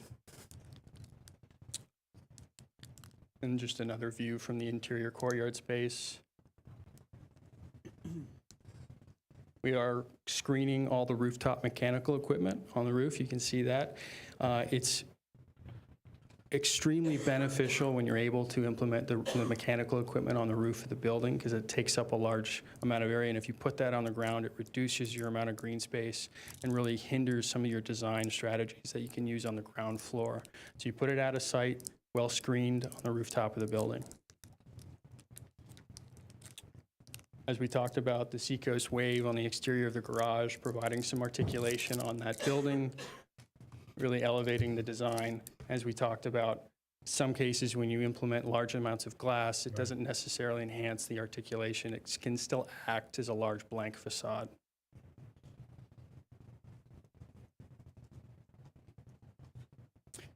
We talked about signage a little bit. The one thing I wanted to note is that we were very specific in how we designed these signs to reflect the architecture of the building. We didn't want a sign that stood out too much and was very different from that design. So really integrating those design principles and color and material across the entire site to make for a unified development. So when you're there looking at the wayfinding signage, it really relates to the development and where you're positioned. Now talking about the conditional use, there's 4 main criteria listed within the Creek District for evaluating those conditional uses. Jody went over them in her presentation. The main point there is that we are meeting all of those criteria as outlined and supported by staff. Now, why do a parking garage in the first place? So, as we talked about a little bit, the parking structure is an extremely sustainable design option. It reduces your footprint of parking. It reduces your overall amount of asphalt. It reduces the heat generation from that parking field, and it's a benefit from a stormwater management perspective for all of those reasons. The other reason is the crime prevention strategies. When you're talking about a financial institution, both for customers coming to a bank as well as employees leaving that bank, if you have a very long distance that they have to go from the front door to get to their vehicle, they're exposed for a longer period of time, and there are very well documented instances of people watching people leaving a bank. That's not to be an alarmist, it's just a reality of the world that we live in. And so creating a strategy and a development that corresponds to some of those things that we deal with is really important in providing the safest and best design possible for this site. And we talked a little bit about the stormwater. And so again, everything ties together. Reducing the footprint of the parking means that you're increasing the amount of green space, which means you're improving the stormwater design of the site. So again, almost double the amount of green space that we're required to have, the inclusion of pervious pavers, the existing stormwater design and how water flows. In red arrows, particularly pay attention at the corner of US 1. There are some flooding concerns with that intersection and the way it's currently designed. It does currently accept stormwater from the Seacoast property because of the way this property was originally developed. And so part of the new design removes that condition to where we're not going to be dumping water immediately off the site into the roadway. It's captured internally through a series of inlets, as well as being kept interior by the perimeter berm that we're required to have. And then it enters our treatment train. So what is a treatment train? And so that is all of the implementations within a site and development to store, discharge, and treat stormwater that's from the site. And so you can see our exfiltration system, which collects the water, allows for percolation through the soil, and ultimately will take it to our dry bioretention area. And that is an area that we've added to the site as part of our increased green space that provides some stormwater retention or detention. It also increases water quality at that point through the use of the landscape material that's included. That's water-loving landscape species to improve water quality. Ultimately, it drains through a baffle box to the north of the site, which is the existing outfall of the property. So we're substantially improving the stormwater management system of the site. And the first design deviation that we're requesting is for the front entrance of the building. Again, the code is very specific that it wants its front entrance off the primary frontage, which faces a primary street. In this case, the requirement is to be on US 1. There's numerous reasons for why we don't want this design as part of this development. Really, it boils down to safety and security for employees and customers of the bank. Having two entrances of the site doubles the security risk, increases dangers from US 1. It also promotes additional activity on US 1, which we've heard from both the sheriff and the city police department they're concerned about. So our request is to provide that main entrance and access point facing the neighborhood open space interior to the site. We've designed that space to be very welcoming and comfortable, both for customers and employees. And here you can see again some of those landscape design that we've included to provide clear sight lines to that main entrance. The next design deviation that we're talking about was the perimeter sidewalks. Within the Creek District Code, we are required to provide 10-foot sidewalks on both Colorado and US 1. They're existing at 7 feet, so that would be 3 additional feet.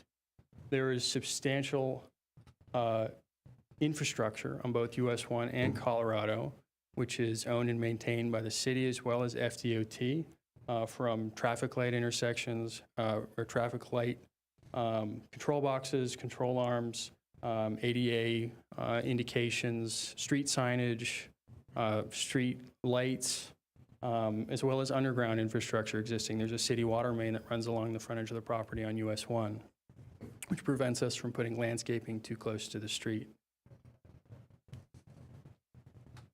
To mitigate, we're not providing the 3 feet on Colorado and US 1. We're offering a bypass, a 10-foot multimodal sidewalk getting from US 1 to Kindred Street through the site. We're not required to provide that connection, but we're wanting to provide an alternate route because there is so much infrastructure on US 1 to get people off the street into the site towards downtown, as well at the corner of Colorado and US 1, providing a bypass to get around that hard corner, which has the most significant amount of infrastructure in place. To some of the street views of that infrastructure, you can see we've all been past it every day, but sometimes you don't really take a minute to look at it and understand that blue line represents that existing city water main that's in the ground.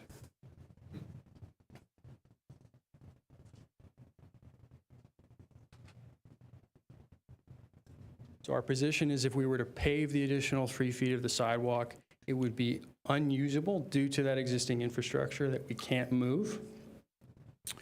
There have been questions and comments related to FDOT. There are discussions about some potential intersection improvements that they were going to be making to Canner, Colorado, and the intersection of US 1. It's entering the design stage, so they're not open for input to additional design, but there's a potential that the sidewalk could be expanded in the future. In that case, Seacoast would be willing and open to providing an easement for the increase of the width of that sidewalk. So we wanted to let you know Seacoast has done everything that they can to make this the best possible project.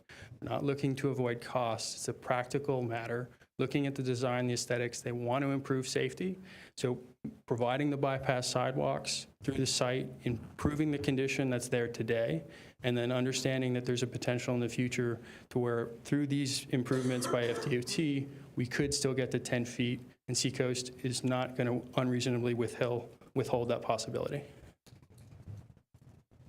Our final deviation that we wanted to talk about was the garage length. So again, within that form-based code, there's a specific requirement to not exceed a 200-foot building length.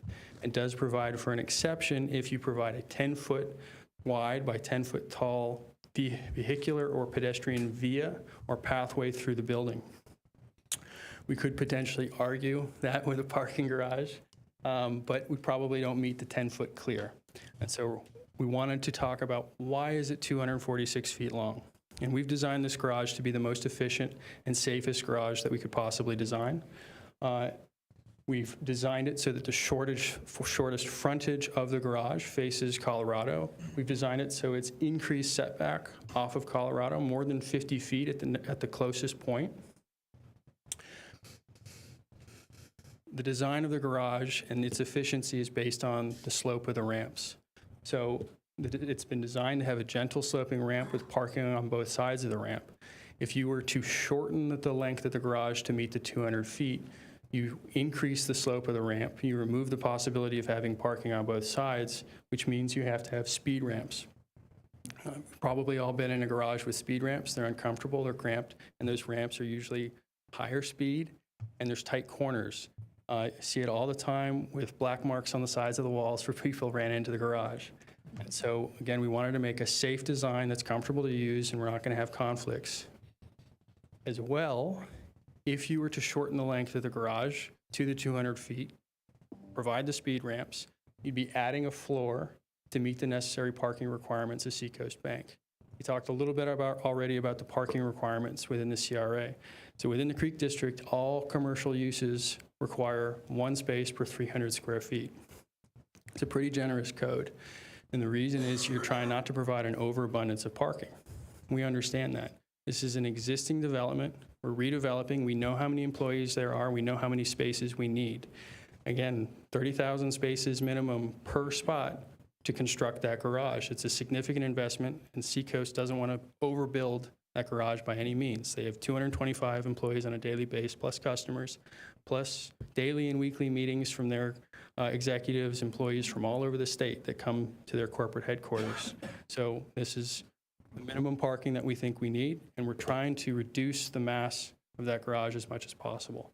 So on that frontage on Colorado, rather than having a fourth floor of parking, having it a little bit longer than the 200 feet doesn't impact your view from Colorado, except for to reduce the height as much as possible. 25 feet to the top, it's about 30, 31 feet to the top of the stair tower and elevator bay. So in conclusion, the requested site plan and conditional use substantially meets the land development code and comp plan, but for those 3 deviations that we're requesting, it's promoting the business retention within the city. It's maintaining the public facilities needs of the site while also increasing the value of the property and the taxable value of the property. City staff, as well as the CRB board, recommended approval of this development. And it's a continuation of that Seacoast legacy that's more than 90 years in the making here in Stuart. And so we'll just close with our video again.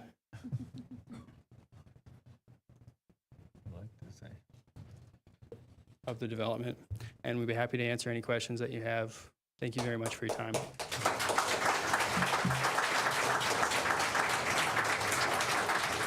Okay. So this is questions for the applicant, Mr. Vice Mayor. George, I thought you did a really good job.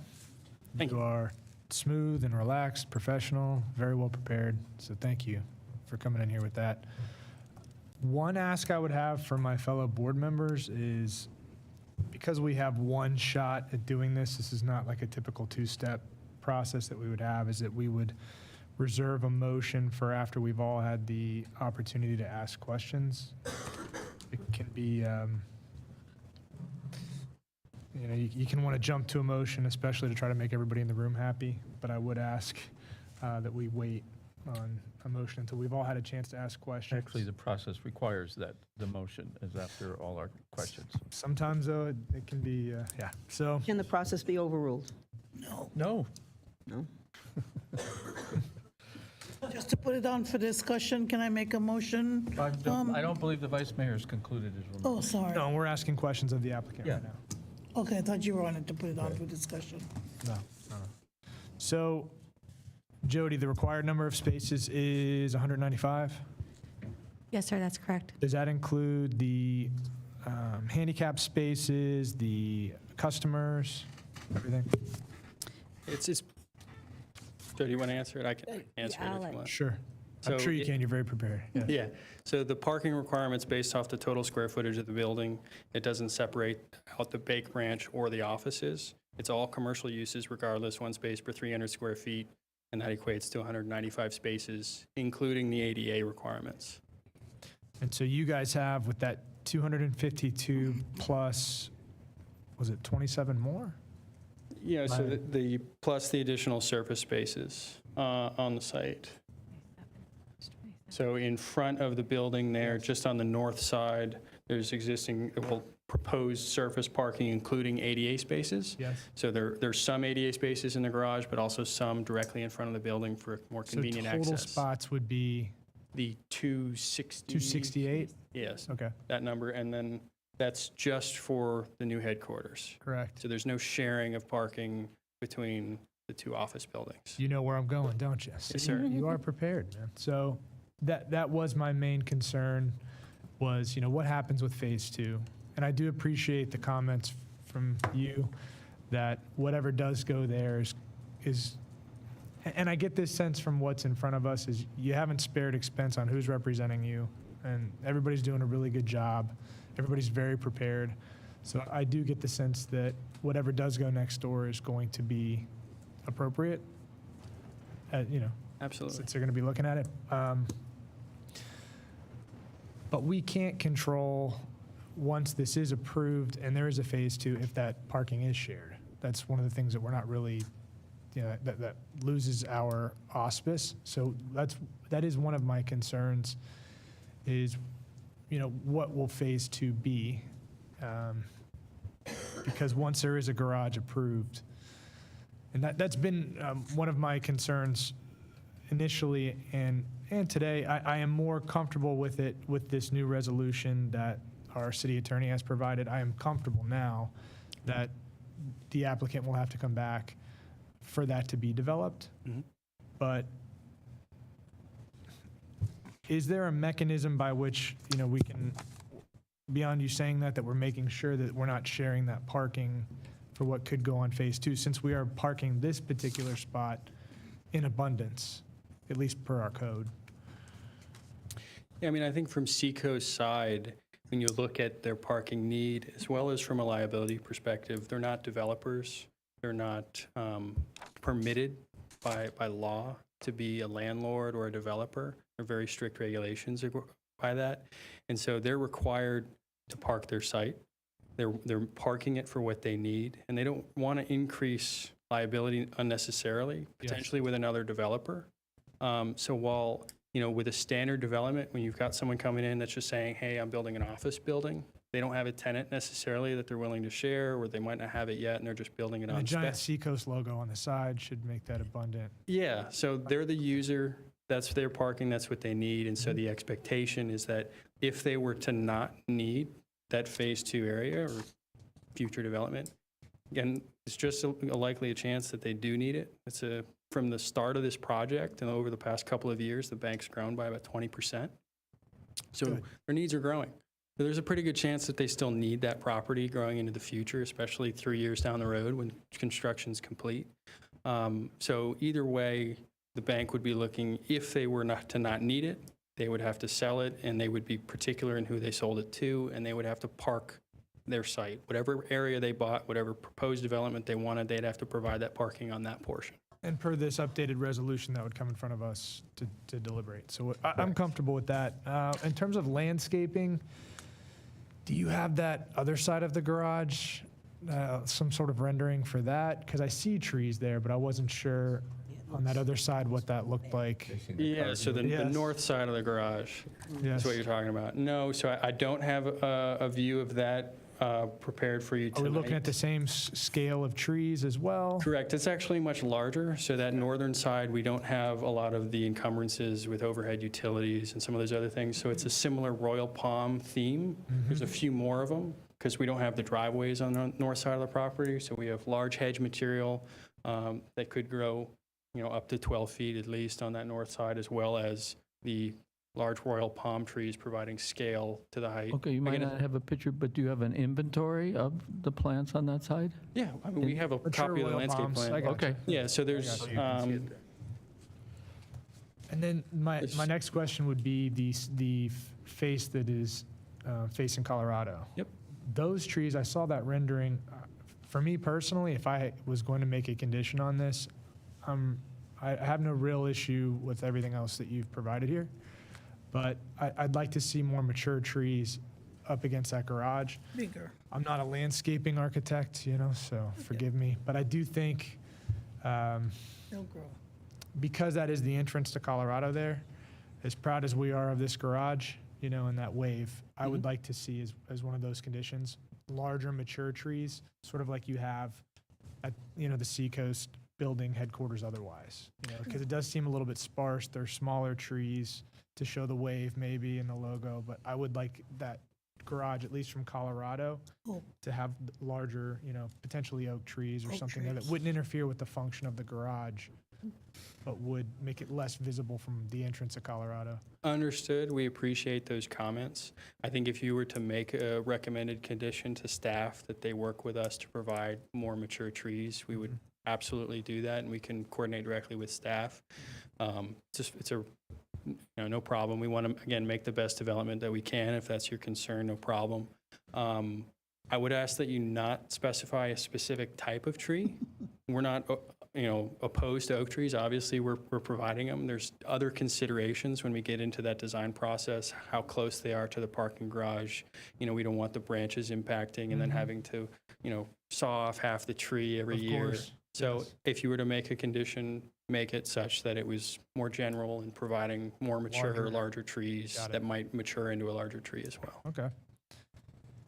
Beyond that, like I mentioned, where I've had issues with this garage in the past, and really to be transparent, I was worried that this is opening up more capacity for what might go on phase 2.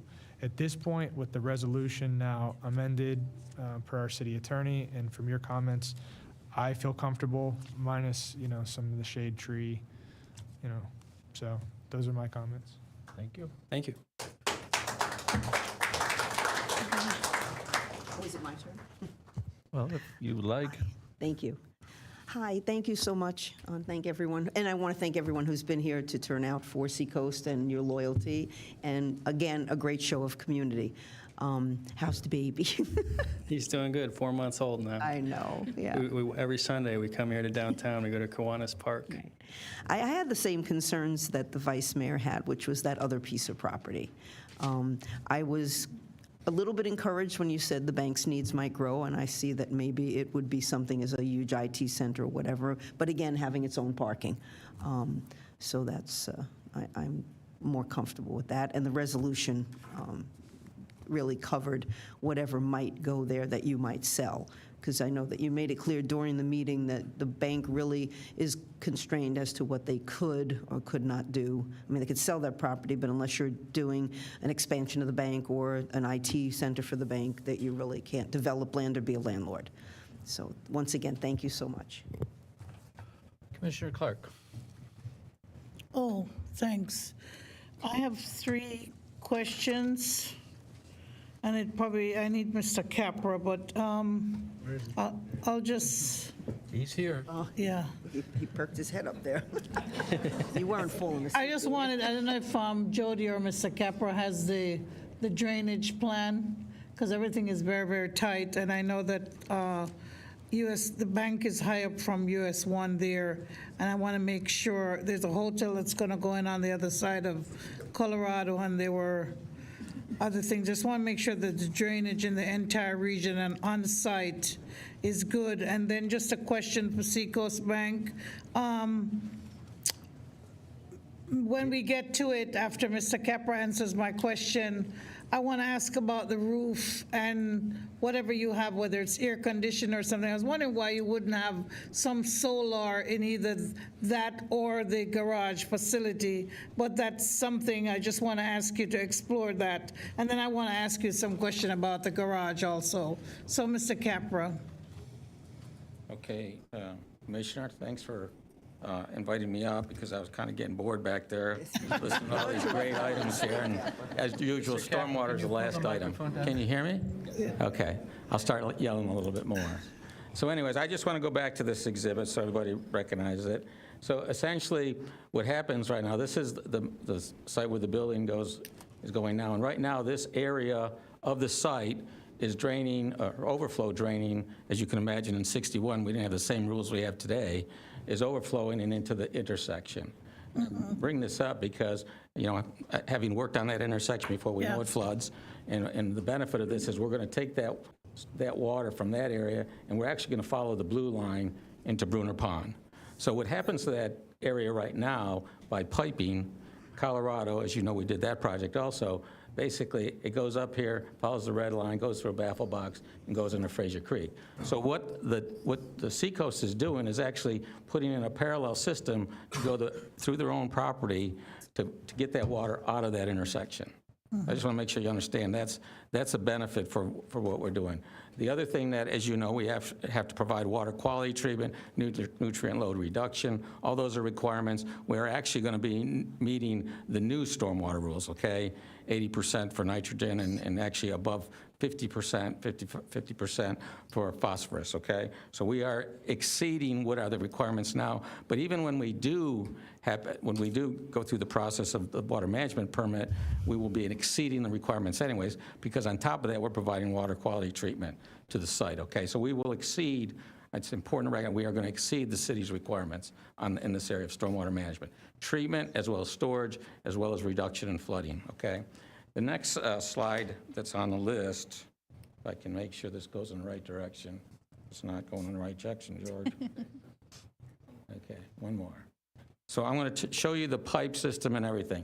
And if you look down here in the bottom, again, I know I'm boring everybody's to tears here, so I'm going to try to be quick. This stuff. But, okay. So basically, this is the patio area, and that's pervious pavers in there, okay? So we're going to have some pervious pavers in there. That's part of a treatment train that we're talking about. On top of that, these blue pipes are actually pipes, storm pipes, that takes the stormwater underground storage and brings it towards the back of the site. On top of that, we also have what is a dry bioretention area right in this location. So the water goes through the exfiltration system, goes through the bioswale, ultimately, again, picks up some more exfiltration. These are all treatment train elements, okay? And essentially, ultimately comes over here to the baffle box outfall, okay? Then it goes into Bruner Pond. So we are treating it. We're providing extra water quality treatment, but in addition, extra storage. That's the list of the treatment train right there. Anything else? No. No, I think on the bios, on the drainage, that's good. Solar power. Thank you, Mr. Capra. So in which application you want to talk about? Either, The office or the yeah, garage? the office or the yeah. Okay. Any opportunity, I was just thinking. Yeah, so it's not ruled out in either case. The parking garage, we've actually, if you look at the rendering, we've included a shade element over the center of that parking garage.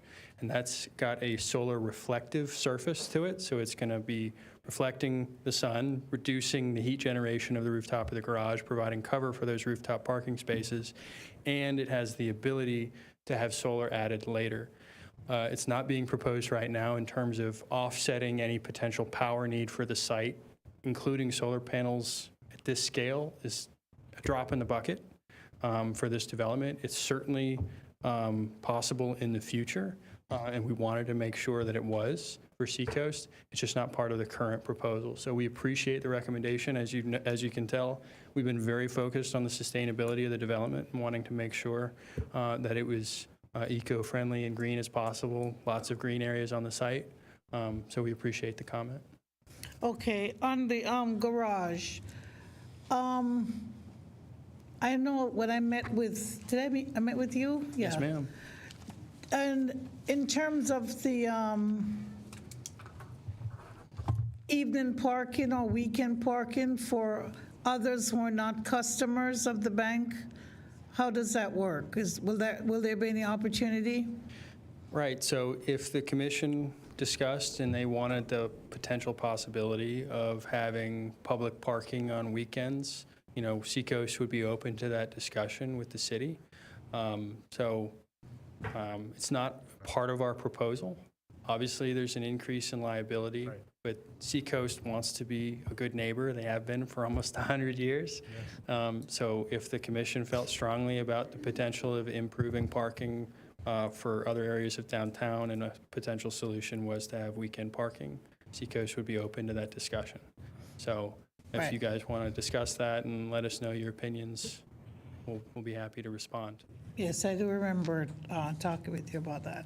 Okay, so everybody's wearing these teal and pink. Can you pull up the picture where you video when you go around the building? I see that you have all these rose-colored, I don't know, perennials or something. I know that we won't have exact flowers, but it's just interesting that you have that as a standard in your landscaping.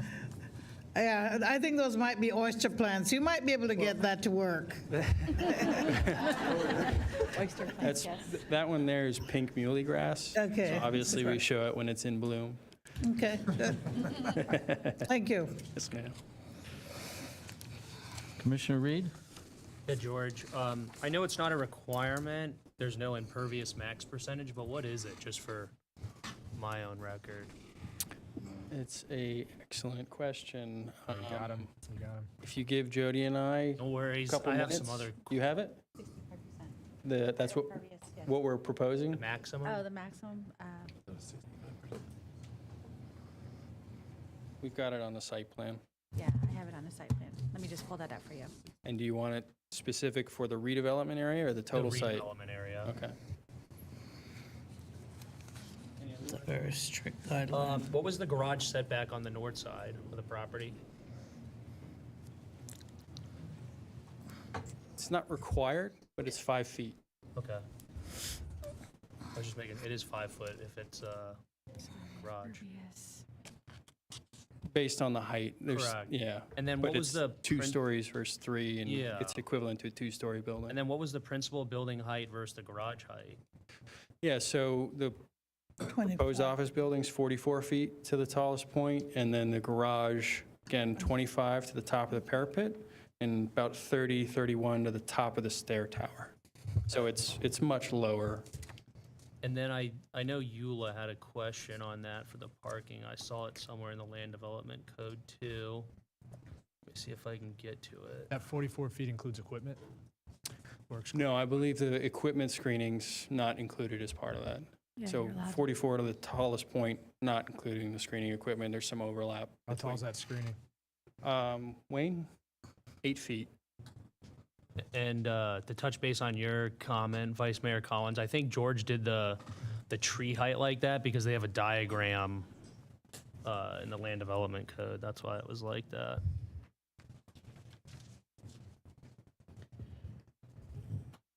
Commissioner Reed, if I may answer your question regarding the maximum impervious, is 65% is the maximum impervious, and they are doing 61%, almost Okay. 62%. So they it's are under similar the with the- requirement Okay. for the redevelopment area. A large amount of that is the plaza space.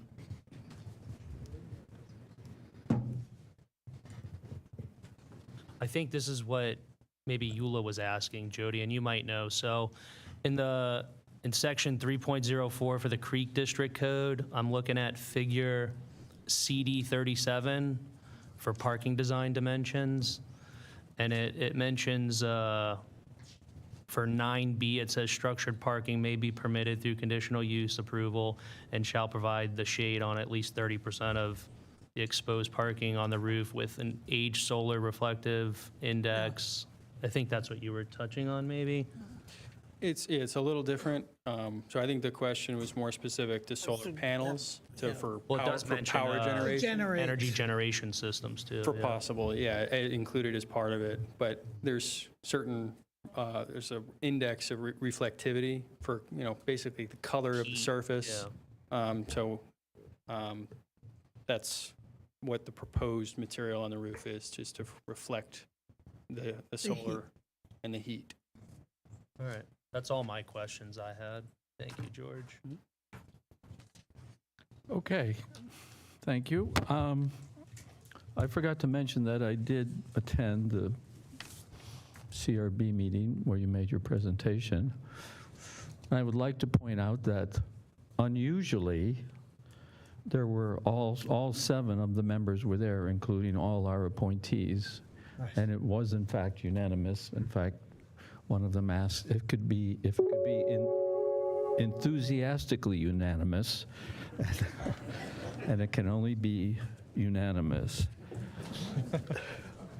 I like this project for a great many reasons.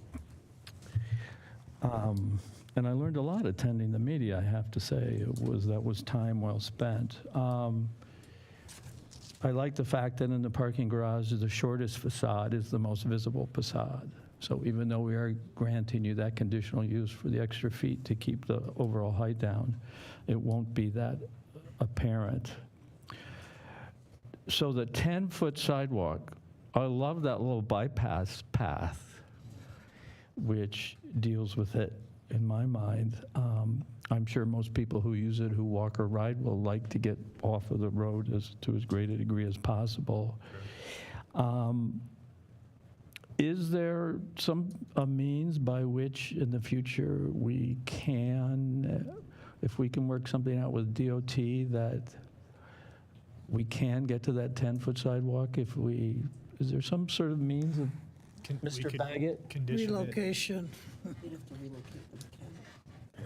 Is there some sort of ownership they can provide, or right of way, or easement, or? I mean, right now, I guess, I don't know the status of the FDOT, but he said it's in the design. They're not even open to. It's constrained in there. So if the commission wanted to make a condition of approval that Seacoast would not unreasonably withhold an easement for getting the additional land that's necessary to create the 10-foot sidewalk in the future in conjunction with FDOT, no problem. Okay. Okay. Does that make sense? Absolutely. Okay. I have a, When you're finished. okay. This is only the second major development with this code, this new form-based code, correct? That's correct. I believe the Creek District was adopted in 2023. Yeah.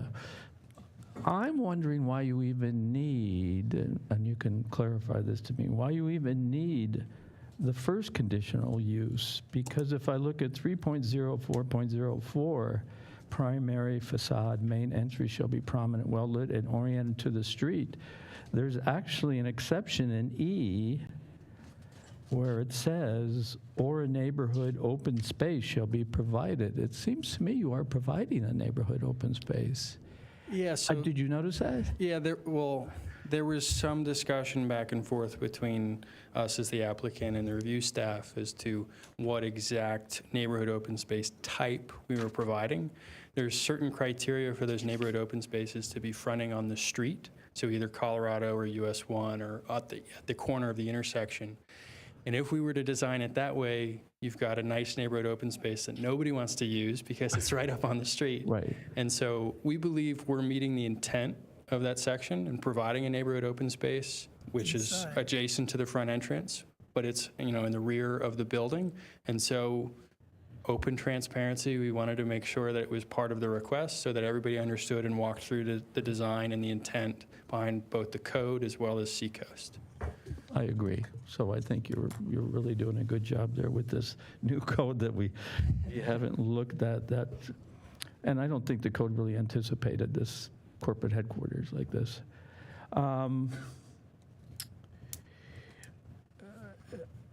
Your water treatment is just a terrific benefit to the city. And this is a difference I've noticed in the 6 years I've been involved in approving projects for the city is the manner in which we treat stormwater has changed completely. We use the acronyms LID and GSI, which is Low Impact Development and Green Stormwater Initiative. And rather than in the past dumping all that water onto Colorado or US 1, you in fact are capturing it all and treating it all, reducing these pollution levels, as Mr. Capra pointed out. Even though the new updated stormwater regs don't go into place, you are going to meet those. And one of the goals the city has had for quite a while, this was even in the previous commission, was we want to restore Fraser Creek. We'd love to have people be able to paddleboard up Fraser Creek. I wouldn't recommend you go up Fraser Creek right now, anyone.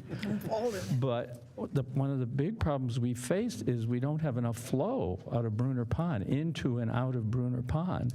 So this is a huge potential benefit for us, not only the quantity of water, but the water quality.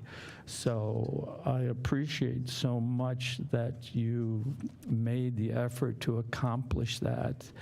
I'm going to make one extra ask for you there. And actually, you gave me the idea because in your application, there is a document from 1994 or 19, do you remember that? Which document? But anyway, it talks about, think that's we've that- gotten this agreement from Mr. Patel, who's building the Hilton Hotel, and he's going to do some trimming and cleaning up on the creek. And could I ask you to work with staff to help from Bruner Pond, let's just say to the bridge on Colorado, help get the Brazilian peppers out there, clean up the shore, and agree to annual mangrove maintenance trimming, which is you can only trim 20% a year.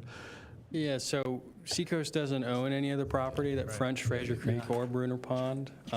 So there's a whole lot of other implications for that type of request. Obviously, Seacoast wants to do as much as they possibly can, but in terms of that specific request, since they don't own any of the frontage, they would have to get easements, and it's probably not feasible. It is, but I don't know if we could find a way to get, I know it's complicated, but maybe you could make a contributions of funds.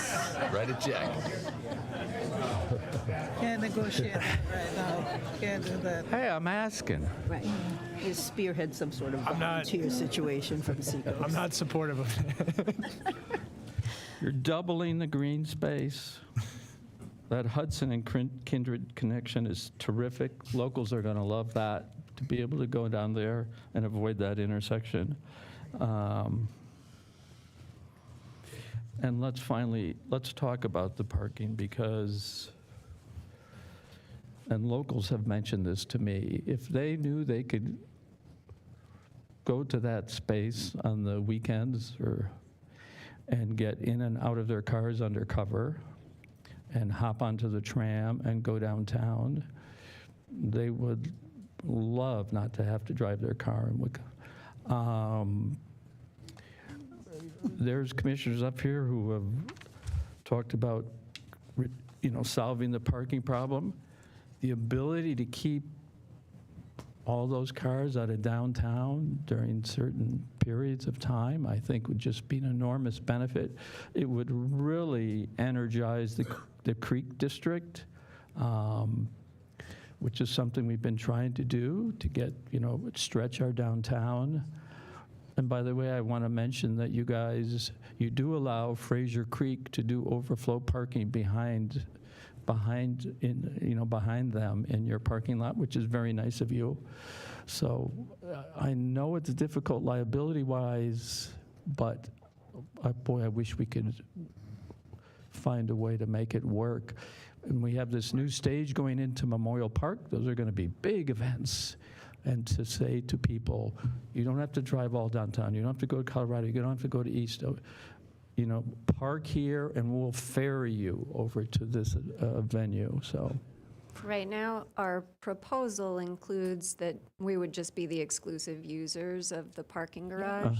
Certainly, if the commission thinks that it's an appropriate use, we would definitely be willing to consider providing nights and weekends access under whatever terms you all think is right. Maybe a trolley stop. I can understand why that might be desirable.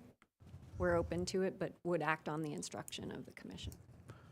For me, I wouldn't want to put that liability on them, personally. Do we have any other feelings on that? Yeah, the liability issue. If there were a way that, someone who parks there could sign off on any liability to sue Seacoast, would be nice. I think we have public parking right across the street too at that parking garage. I think nights and weekends. Do we, Lee? I think. Where? Yeah, at the Across on the other Royal side. Palm Financial Center.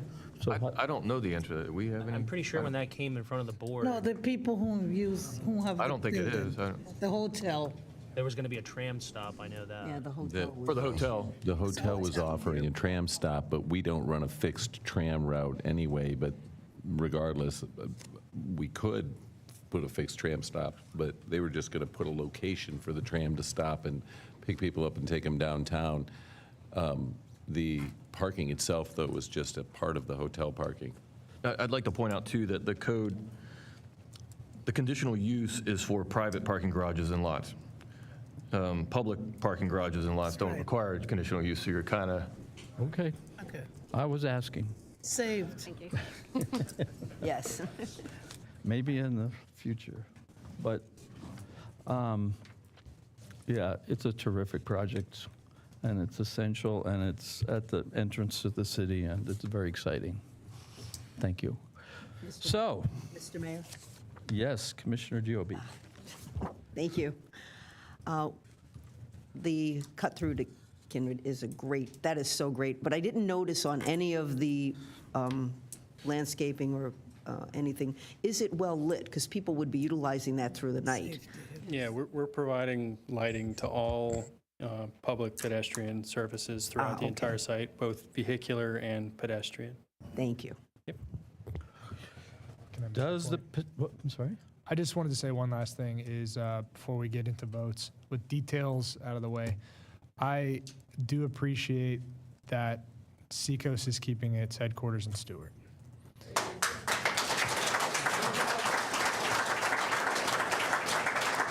I'm sure there's a lot of pressure to not be here in this little town, but I do appreciate the commitment to the city.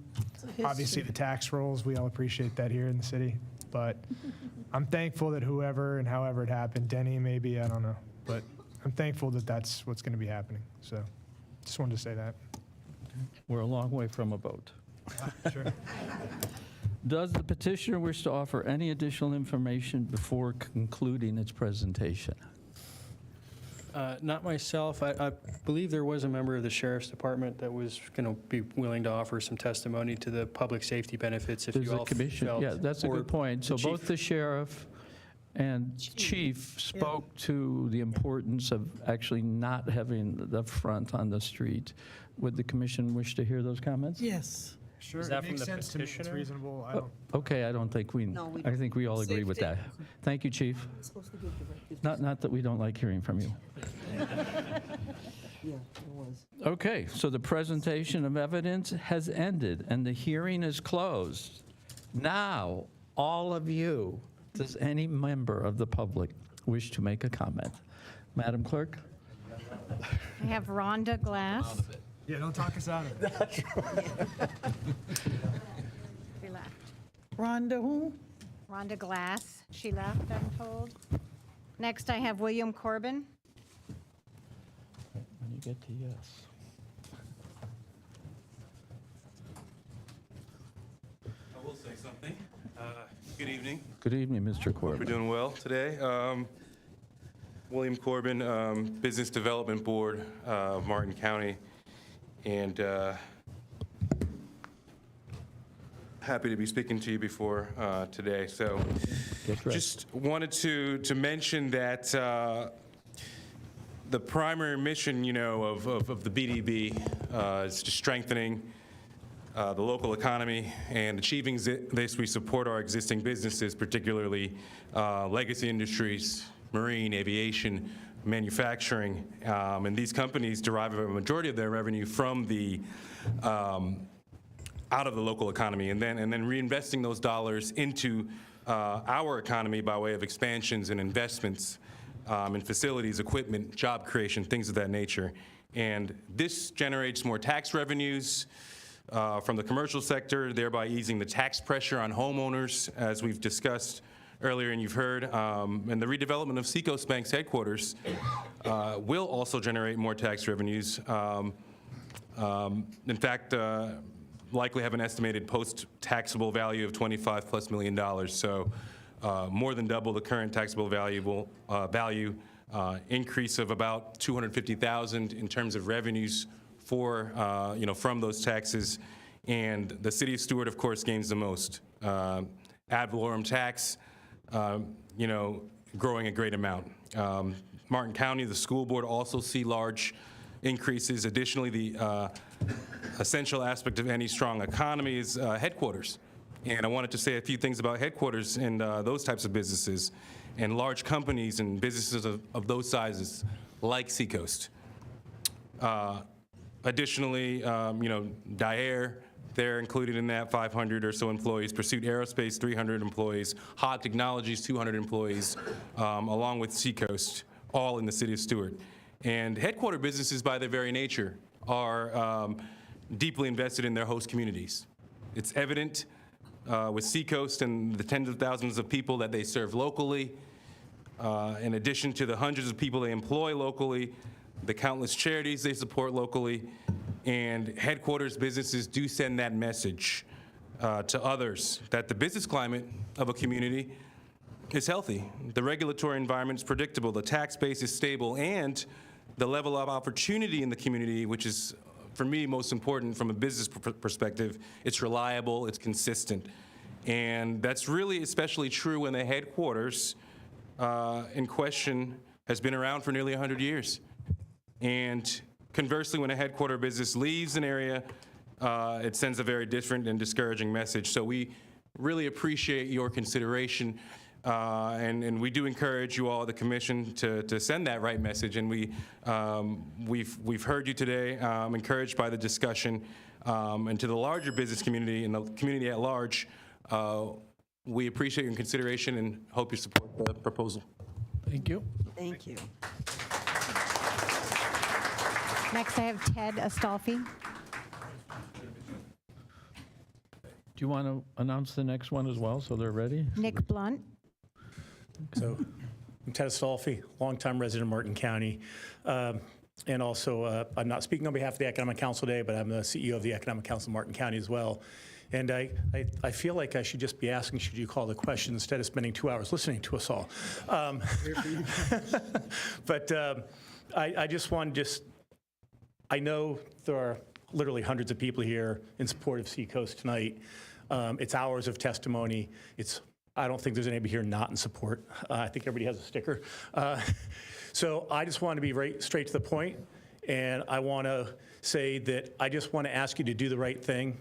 This is a long-term corporate headquarters, icon of our community, supported this community's growth and development, redevelopment, timeless times. And I just want you to go down in the history books as the city commissioners that were sitting here that kept Seacoast here for another 100 years. So I want to see that written into the history books. And so thank you for your support.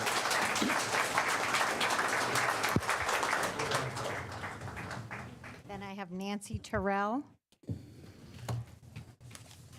Mayor Rich and commissioners, I'm Nick Blunt. I live in Stuart. I'm in my 52nd year as a resident of Stuart. I've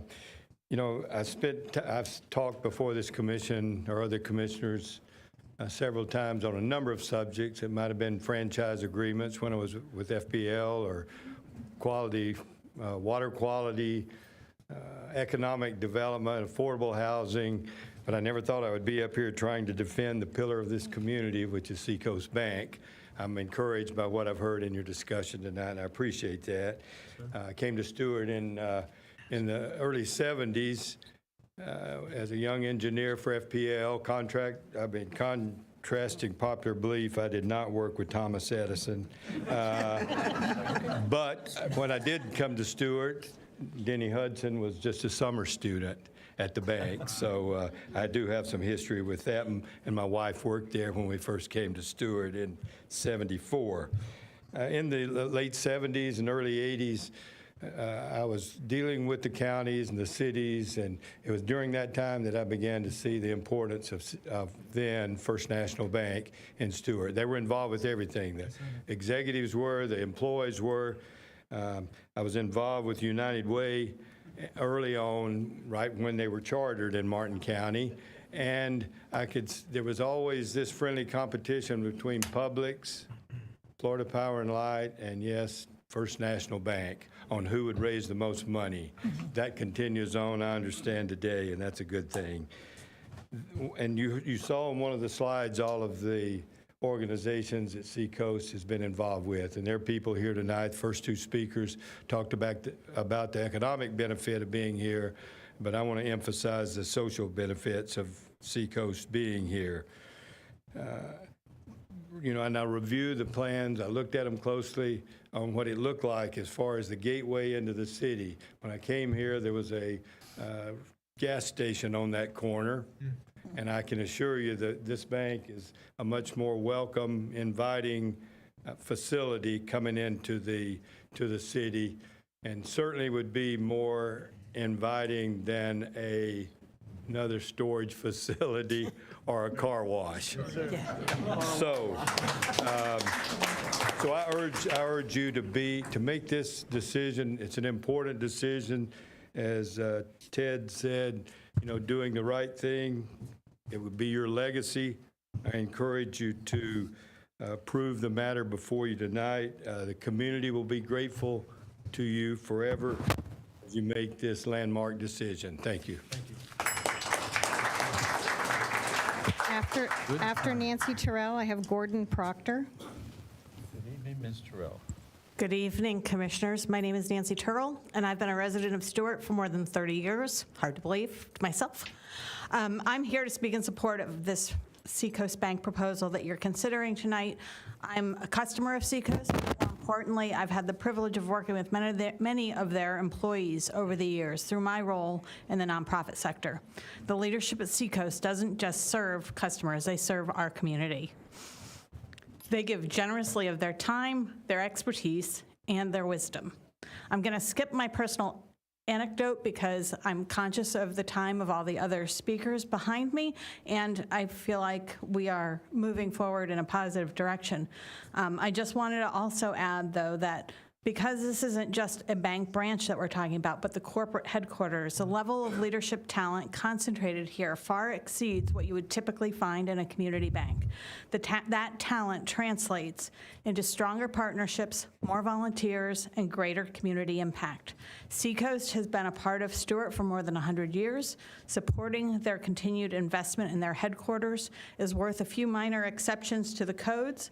Keeping Seacoast rooted here benefits us all. Thank you, and I appreciate the staff's dedication and hard work on this project as well. Thank you. Then I have Ashish.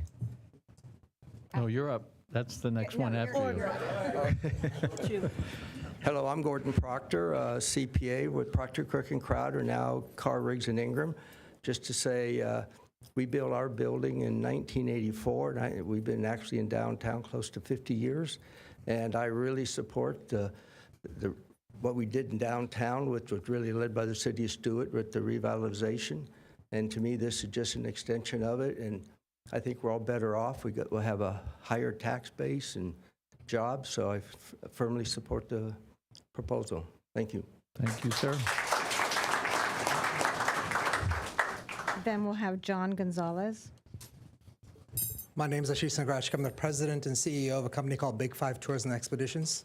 I've been a resident of Martin County since 1992. I'm a Mets fan as well. I'm sorry. No, that's good. Go Mets. I went to Martin County High School. I graduated. I actually went to work for Charles Schwab Capital Markets. It is rare to see a publicly traded bank in good standing with a central bank in our community. Seacoast Bank financed my business. They loaned me $1.1 million to build an $11,000 facility that now facilitates a yoga center, facilitates a doctor's office, and facilitates one of the top tourism companies in the world. Keeping them here for another 100 years is a legacy that 3 generations of my family will now appreciate. I'm the son of a refugee from Sudan. I'm the 2nd generation from Kenya. Commissioner Clark, I stood shoulder to shoulder with you with my family and my kids at the Miracle on 10th Street. It's because of Seacoast Bank that we were able to do that. So I thank you for being on the right side of history tonight. Thank you. Thank you. John Gonzalez for the record. Thank you, Commissioners. It sounds like that we're heading in the right direction. And, I know there were rumors flying around, and I'm glad to believe that they're probably not a rumor anymore. And so I'm proud to know that Seacoast Bank is going to stay here. My anecdote is my father used to be the correspondent banker in Jacksonville that the Hudsons would come up and borrow money and bring it back to lend to families in Stuart. Wow. And every time Mr. Hudson saw me at the dry cleaner, he would ask me how my father was. That's how important this family is to this community and how important this bank is to so many people in this community. Thank you, Commissioners. We have Andrew Treadwell, sorry. I'm not sure everybody heard. No? Go on. Okay, Sean Playmill. Playmdale. It's great. 51 years I've been here. I've had a bank account since I can remember. Seacoast was part of helping my dad build his business and me build mine. Jenny, thank you for keeping the teller open so I could get cash to buy my wife a engagement ring. Seacoast has been through all the milestones in my life, and keeping them here as a business owner who owns property in downtown is crucial, and I again encourage you to be on the right side of history. Thank you, sir. I have Bill Moore and then Scott Turnbull. Bill left. Scott Turnbull Is coming. Walking in. I think he's coming. You see him? Yeah, he's on the ramp. He's coming around the corner right now. After Scott, I have Christopher Smith. Rapidly. Good evening, Scott Turnbull. I'm a resident of the city of Stuart and also managing partner for Curry Buchanan, one of the longest law firms in the city of Stuart. We are here to ask the commission to approve this application. I can speak on behalf of my partners that we have a long-standing relationship with the bank. And Rick Crary was telling me today that he learned the practice of law working in the corporate headquarters at Seacoast when our firm had its offices there. And he started as a clerk in the 1970s. And the relationship has continued over the years with the bank supporting Mike Crary and his 9/11 blood drive that he did for many, many years in honor of 9/11. And so, we thank you for the encouraging comments and appreciate your support for the bank. Thank you. Thank you. Christopher Smith. Good evening, and thank you very much. I'm Christopher Smith, and I just happened to stop in the bank last week and to do some business, and was talking with Patty, and she told me there was a little bit of discrepancy or what was going to go on with the application. So I said, well, you know what? I'm going to come down. I'm 4th generation in Martin County. I was born and raised here. My great-grandparents, my grandparents, and my parents, and now my family all have banked with Seacoast National Bank. We've trusted them. We can walk in the door. We can see somebody. We can sit down. We can ask questions. I can tell you there was a time when I would pick up the telephone. I wouldn't get an answering service. I would get Diane. If I recall correctly, she was the switchboard operator. You could get Beverly. You could get whoever you needed, and you could get what you needed done. I've listened tonight. I've learned a lot of information tonight through the presentations. And as others have said, I think we're on the right path, and I'm thankful for that. The one thing that I can tell you, when I sat with Patty and she showed me the design intent on the screens, and I thought to myself, why would there be an issue with what I'm looking at? Time was put into it, thoughtfulness was put into it, the design intent is impeccable. Now I can tell you, I'm also in the building business, but I'm just here to talk to you tonight. I can remember when before it was Seacoast, it was First National Bank and Trust Company. And from the architectural design standpoint of what we're looking at tonight, I go back to what the original bank did for the community. It was a cutting-edge design. That gold honeycomb screening that you see on that building, you might not really think of it much now, but think of it when that building was built. Seacoast National Bank has really always put their first foot forward. They really look out for the community and they do something extraordinary for it. I have no reason to doubt, as I'm sure you all do and everybody else here does, that the design of this building is fantastic. There's been discussion on the outlying property. I have no question in my mind that Seacoast would not make sure that whatever goes on that property, with the help of you all looking at it as well, would not be the same thing. Impeccable. They've proven it over the course of time in our town. We're proud to have them here, and I think we're on the right track to keeping them here. And just thank you very much for taking the time tonight to listen.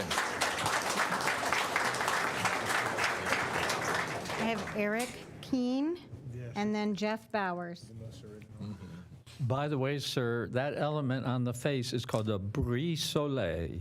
And there are many people in town who love that and want to know what's going to happen with it. Maybe an architectural. Good evening. My name's Eric Keene. I'm the president and CEO of C&W Technologies. You know, I thank you for this this opportunity for us to speak to you all. My business is 40 years old. My business has been in the city of Stuart for over 39 years. So I have I have a fond heart for Stuart because it has built my business over the years, and we are still in business, and we are the headquarters of my business, and we stretch statewide and even nationally. And that's saying something from a little business that's part of Stuart and what Stuart has done for us. And I think, it's a great example of what Seacoast, formerly First National, formerly before that, has demonstrated over time that they have contributed to this community. They've been here for 100 years. And we want to see them here for 100 years more. And I think Commissioner Giobbi said something early on that I think was really related to something I had seen, that Seacoast has been loyal to Stuart. They've shown their loyalty to the city of Stuart and to this community. And I think it's for you, it's an easy yes to show loyalty back to them and help them be here for another 100 years. Thank you. Thank you. Thank you.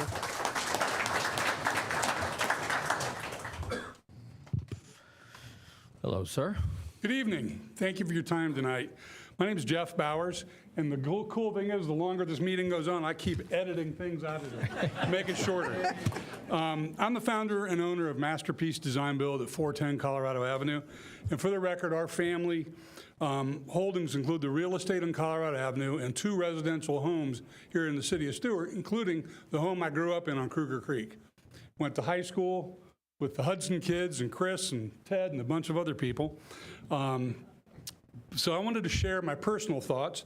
I'll try to make it quick. But I am also representing the Treasure Coast Builders Association as a past leader and president like 30 years ago, but I'm still pretty involved.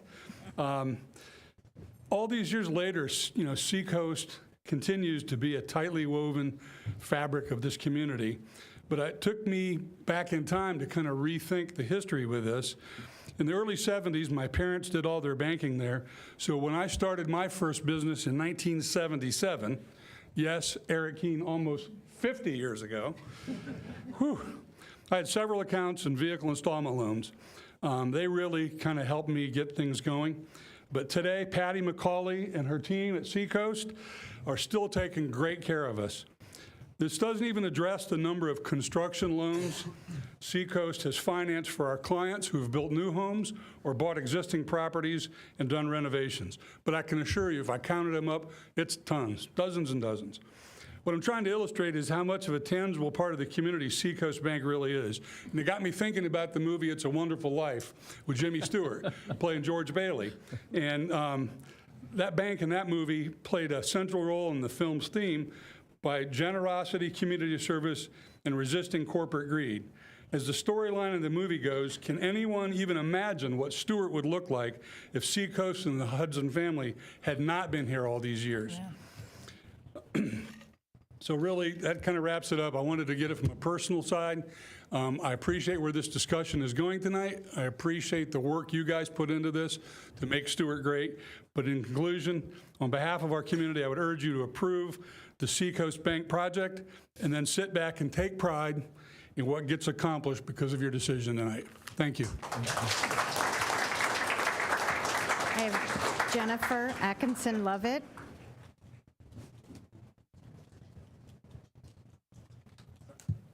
Oops, sorry. Hi, my name is Jennifer Atkinson-Lovett. I am the owner of Remax of Stuart, and I come to you today speaking on behalf of, my family has lived here in Stuart for 47 years. I had to do the math next to Sean, and I said, holy Lord, I'm getting old. So my family moved here in 1978, but I'm actually, some of you may not know, I'm a descendant of Cynthia Haney. So she was my great, great, great aunt. So Sandy Thurlow loves to tell that story. So I really do care about the history and the legacy of Stuart. It's super, super important to me. And Seacoast, I'm very proud to say our company as a second generation, our business, Remax of Stuart, has been serving this community here for 45 years, and we're very proud to partner with Seacoast and with Jenny and Patty McCauley are my bankers. And so they just do so much in the community, and I'm so thankful to hear the way this conversation is going. So just thank you for supporting them. They do so much in this community, and I just really believe in giving back to the community and everything that they do. It's super important for the way that we lead our company and what we do, and just ask that you please support them. And it's what they give to the nonprofits. And also, Commissioner Collins, you talked about your faith, and as a member of St. Mary's, I can tell you that they have done so much for our church, for St. Mary's. We like to call St. Mary's St. Hudson. The Hudson family has truly built our church as well, and I know Seacoast has been a huge part of that. So personally, I feel that the plans that they have brought before would be an absolutely beautiful showcase to welcome people to Stuart. And so I truly ask for you to please approve their plans. And I just thank you for their time, and also thank the staff for everything that you've put into it. So thank you very much for your consideration. Next, I have Murray Farini.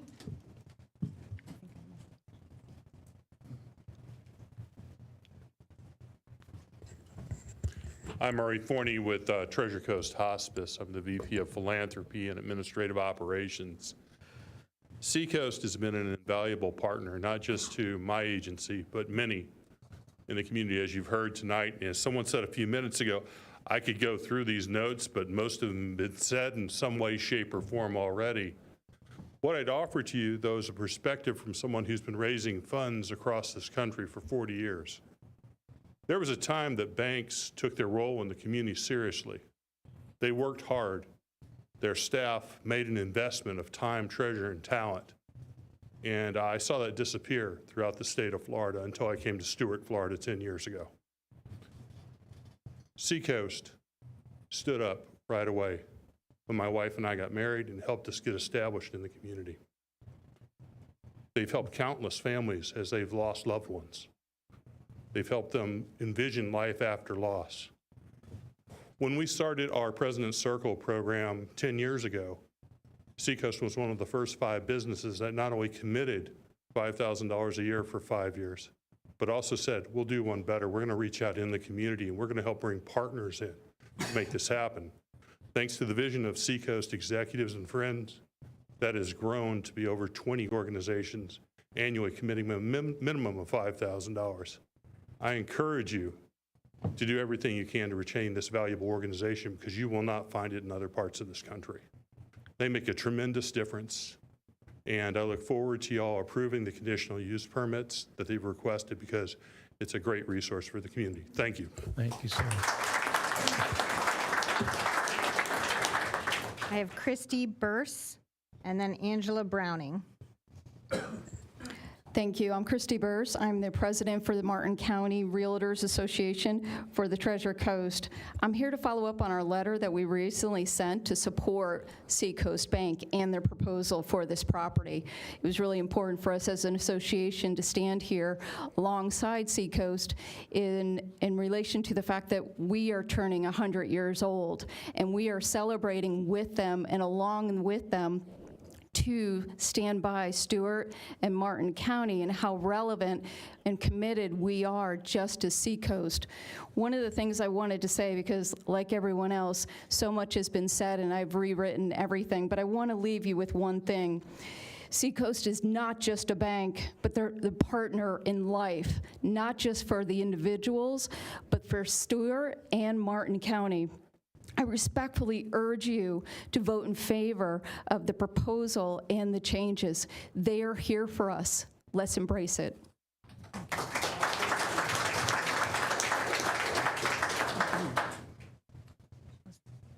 Angela Browning. Go on. Bob Zacchio. Bob Zacchio, he's here. All right, here we go. All right. Hey, I gotta tell you, I've changed absolutely everything I was gonna say from the time that I walked up here, but I can tell you right now, I'll never miss the opportunity to say thank you to Seacoast Bank for all that they've done. And now that I know that hospice gets $5,000 a year, we're gonna up that. You know. Also, just to let you know too, a little anecdote is that Patty McCauley's gotten a ton of shout outs. She is my neighbor, and we share a driveway. So top that, everybody in this room. But the reality here, and having Mr. Proctor here is really poetic for me too, because he actually coached my baseball team that was First National Bank and Trust with his son, who was throwing rockets at the time that none of us could hit. So thank you for that. Yeah, right. That's kind of the way it goes. But I'm never gonna miss an opportunity, though, to say thank you to this commission. I mean, we can all see the direction that this is going for sure. And to Chuck, I would love to make sure that Project Lift has the first event in the courtyard and on top. So touche to all you other nonprofits out there. But again, just so you know, too, just a big deal to me. First National Bank and Trust, obviously Seacoast Bank, and one other quick antidote was Wendy Hudson was on our founding board of directors when we put Project Lift together. So that's how deep this runs. So thank you all very much. I have Susie Hutchinson, followed by Jimmy Smith. He's been waiting here. Jimmy. Well, at least now you'll have a calm person here to talk to you for a couple of minutes.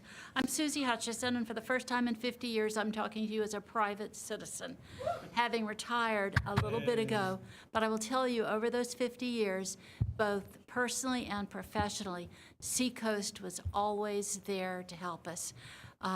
I guess I can still say we have our new home because of their help. But I also think it's really important, and I think those of us that have been here for a long time forget how important it is to have the headquarters here. Because we do get, somebody else said it, but I'll steal it, the cream of the crop. When we look at board members, when we look at fundraising, when we look at volunteers for our programs. And for me, here is one of the most important things that I found in addition to all of that.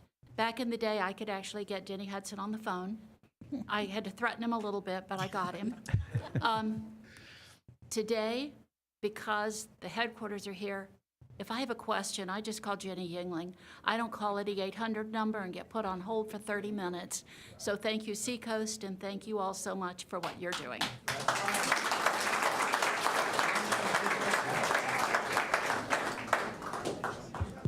After Jimmy Smith, I have Kevin Powers. Hi, if you don't know me, my name is Jimmy Smith, small business owner here in Stuart, president of NAACP. First of all, I just want to say, give a shout out to the Kurt family. Mr. Collins, you mentioned earlier about how nobody deserved to be hurt like that, regardless of what you believe. That's been on my heart, that because I can remember in the 60s, those things was happening. And you said something very early that that should bring us together. In America, there's enough pain and hurt going around the world that this should unite America together with love. In spite of that, I heard everybody was speaking, and some people said they've been here 50 years. I've been here since the early 60s. I was trying to see if somebody was going to beat me out, but yeah, I wanted to say that. I've been here since the real early 60s. My mother was working for Henry H. Flowers, Secretary of the Treasury of the United States, and I was a little boy. And Miss Flower, his wife, she was one of the greatest women in the world. And I remember that she gave my mom her first car, and we went to the bank. And I seen this bank at the Seacoast, I went to the First National Bank. And you know, all that back in those days, $5 was a lot of money. And she gave us our first $5, and man, let me tell you, you can buy 5 cookies with 1 penny back in those days. And so just to say that, I always remember that when it was a Christmas program, that when you opened up an account at First National Bank, and being a kid is so excited to know that at the end of the year, you know, I come from a very poor family, but we was rich in faith and spirit. And it's 21 of us, 11 girls and 10 boys at the end of all the rainbows.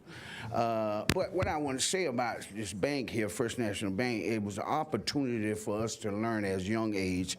I don't know if they do that anymore. In school, they used to teach us, come and teach us how to write checks and learn how to balance your checkbook and all those things. Those things stick with us today.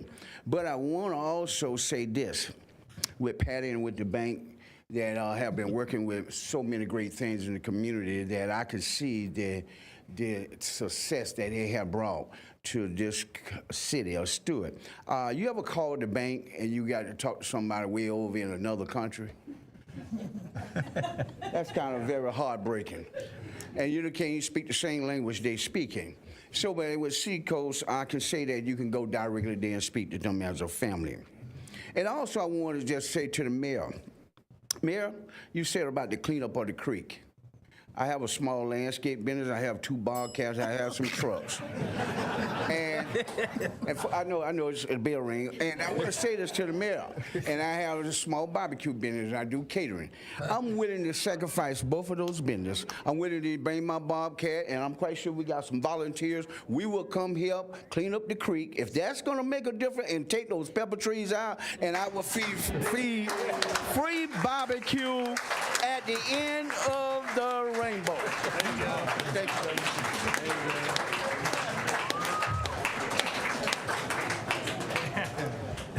you. My lucky night, I get to follow Jimmy Smith. Yeah, beat that. Thank you, Jimmy. Beat that. Give it up for Jimmy one more time. Good evening. My name is Kevin Powers. I'm here this evening as the president of the Martin County Taxpayers Association. But like many in this room, our family's roots also run very deep in this community. And I can tell you there's never been a chapter in our family's history that hasn't included Seacoast Bank and everything that was said with regard to that. From a taxpayer's standpoint, this is an excellent redevelopment project. The numbers speak for themselves in terms of a return on investment from a taxable values standpoint. I don't need to expand on that.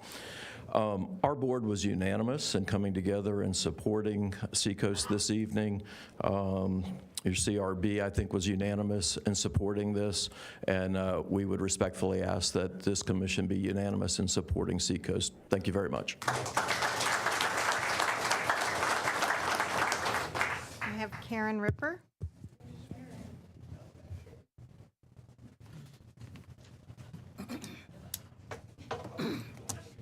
I feel like it's old home week here in the room, from me teaching Lamaze back in the early 70s all the way to delivering babies and now at the Council on Aging in Martin County. I've come full circle. Know a lot of people in this room. But I just want to say thank you for your consideration of this project. Seacoast means so much to us at the Council on Aging. Do you know that we started the HUGS program, which is helping, understanding, guidance, and empathy for people with dementia in Martin County, and Seacoast stepped up. All we had to do was call and say, hey, can you help us write the curriculum for the tellers so they know when something's going on with a customer, and that we can teach your tellers how to work with people with dementia and their families. That's just one aspect. Their philanthropic efforts with the nonprofit community is outstanding, and I know you want to call the question. Thank you very much for your consideration. Thank you. Carol Hortz Diaz, followed by Thelma Washington. I have the mic, and I could be long, but I won't. Carol Howard Thies with United Way of Martin County. I ditto everything that was said. The nonprofit world is a better place in our community because of Seacoast Bank, and I will arm wrestle Bob for the first event. Chuck. All right. That's it.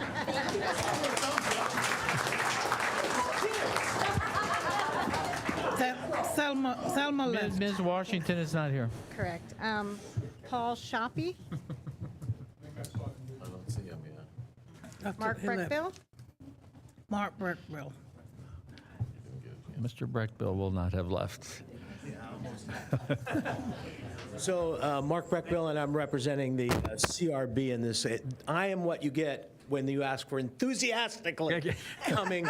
So our board enthusiastically approved this unanimously, and and I'm very excited about that. There were a couple things that I think they made points on. That board worked very hard. They made points on a couple things I want to mention, that they were really excited that this is a redevelopment project, not a development project.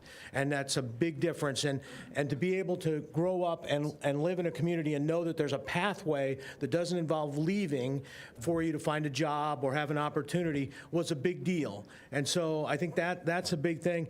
A lot of people don't realize when I came to Stuart originally, I was a banker, and I had to compete against Denny and Seacoast, and First National at the time.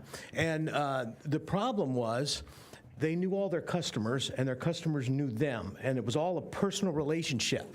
And that's hard to fight. And that's the thing. The good thing about a business like Seacoast is we have their values, they have our values, and we've grown up with that.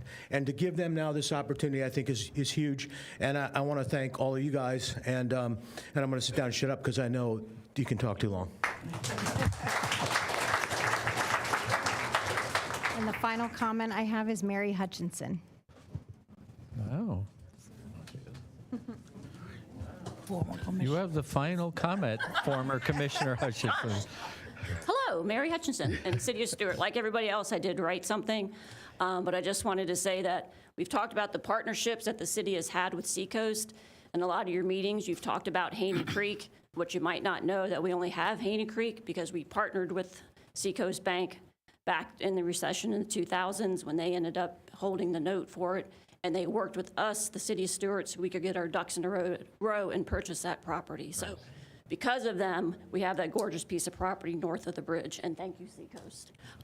With that, I'll close this up by saying to those that know Corky, he's probably in heaven, sailing on the Galatea, smiling, seeing everybody here. Thank you.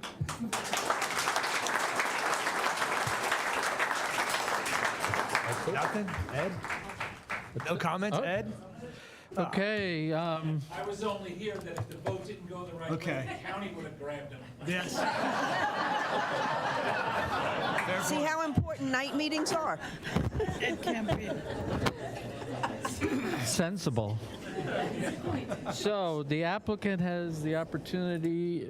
Do you want to provide new evidence or testimony? No. Do you wish to respond to anything you've heard subsequent to? No, that's a good idea.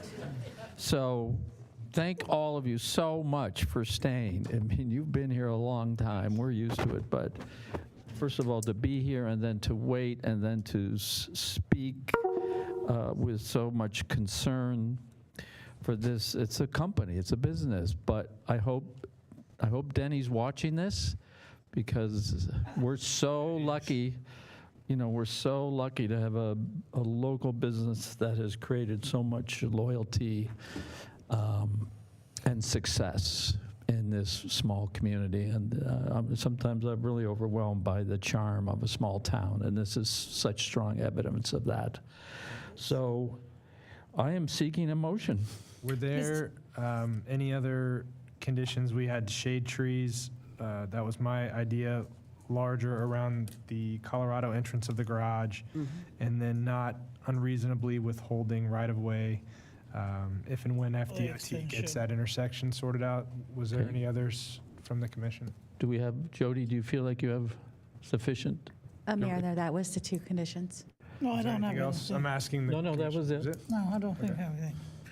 You want to make a motion? I'll make I a feel like you were going motion. for it. Yeah. Okay. With regard to item number 6, Seacoast Bank Headquarters, resolution number 85-2025, I make a motion that we approve the staff recommendations and include the conditions with regard to choosing more shade trees or larger shade trees around the garage area, and to also leave the option open to have the right-of-way if the DOT or anybody needs it along Colorado Avenue. I'll We second. can put that in the agreement. I'm sorry? Did you I thought second, was Commissioner? finished. I was seconding. Okay, so we have a motion by Commissioner Clark. So just for clarity, that would be not unreasonably withholding easement there. Yes, Jody has the language. Yeah, that was the direction. Right, not right away, easement. Okay. We have a second by Commissioner Giobbe. So we need to repeat. Mr. Baggett, will you repeat the motion? We are instructed. Can I ask the city clerk, because she takes everything down? Okay. Madam Clerk? Approval of resolution number 85-2025, including, sorry, where is my larger shade? Choosing larger shade trees around garage and leave open, or option to open the right-of-way on Colorado. And To provide easement. and more landscaping on the back end of the. So larger shade trees on the Colorado-facing wall of the garage, and then not unreasonably withholding easement there at the intersection. And there was additional, landscaping behind the, For me, I was satisfied with the Oh, okay. the palms in the back. it just looks sparse on there, but I'm sure they'll fill Mayor. it in. Mayor, if I can just clarify one thing on the Everything will motion. Okay. Do we have it, Madam Clerk? Jody's saying Yes, we have If, it. if I could just clarify that if at the discretion that staff could work with the applicant on the species of trees, just to make sure they're mature. Correct. That we didn't Thank you. choose. Okay, thank you. As they indicated, they wanted some flexibility there sensibly. Yes. So, okay, is there any additional discussion or questions among the commissioners? Commissioner Reed? Lee, this is for you. Do we have to file anything if we have had bank accounts at Seacoast or will have bank accounts? Is there a form I that, have, because I would imagine most of us have probably used them for their business or for campaign That was purposes. my campaign bank. Right. I just want to make sure I'm doing it correct. Yeah, right? How's that work? That's a good question. I mean, Conflict of I- interest? I have Do my you need an campaign. answer to that prior to your vote, or? No, not prior to my vote. I just want it on the You can't vote record. If you have a conflict. Yeah. That way, we actually need to probably answer that before. Yeah, because I mean, Then no one can vote. That wraps it up. Thanks for coming. I think it's more general than that, so I don't. Right, You don't have a special interest. You're right. You're not- You don't have a special. you're not gaining, As a result of it. Just hold all your money. It's- you're not incurring a special gain or loss by them being here or not being here, so. business loans by chance, or? What's that? Does that include business loans by chance? I'm just making sure. Just want to make sure I'm okay Right. to vote. Did Denny Hudson tell you that you'd get a loan if he gave? No, he didn't say that. There you go. Then you don't have any special interest. Then you're okay. As long as I'm okay with city attorney, then I'm cool with it. Are you, Based on what you've described, I don't see an issue with it. Perfect. Okay, in full disclosure, I've had all of my campaign accounts at Seacoast Bank. I know Patty and Beverly and Tom Hall and Chuck Shad. I go way back. we already did ex parte. We're moving on. Okay, so our deliberations are concluded. Madam Clerk, will you please provide a recorded vote? Yes, Commissioner Reed, Yes. Commissioner Giobi, Yes. Commissioner Clark, Yes. Mayor Rich, Yes? Vice Mayor Collins. Yes.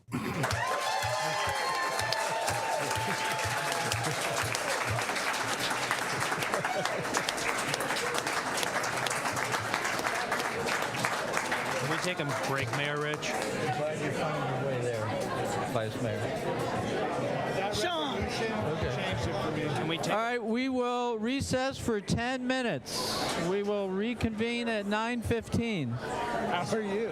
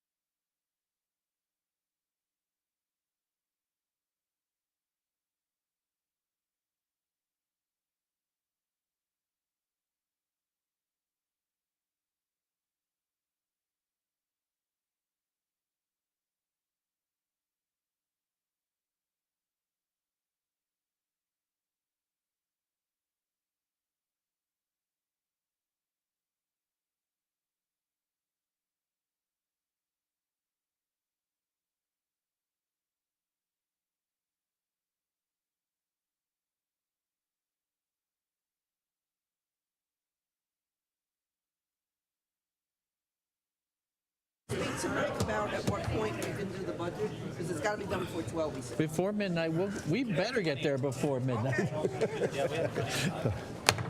Okay, I'm reconvening this regular meeting of the Stuart City Commission for the 22nd of September. If there's no objection from the commission, can we have Mr. Baggett read all three items of the next three items, 6, 7, and 8, for consideration at the same time? That's fine, I'm okay with that. I'm okay with that. Okay, Mr. Baggett. Poor Ruth. Ruth just wants to go get dinner. Could be worse, Ruth. They could have put the budget ahead of you.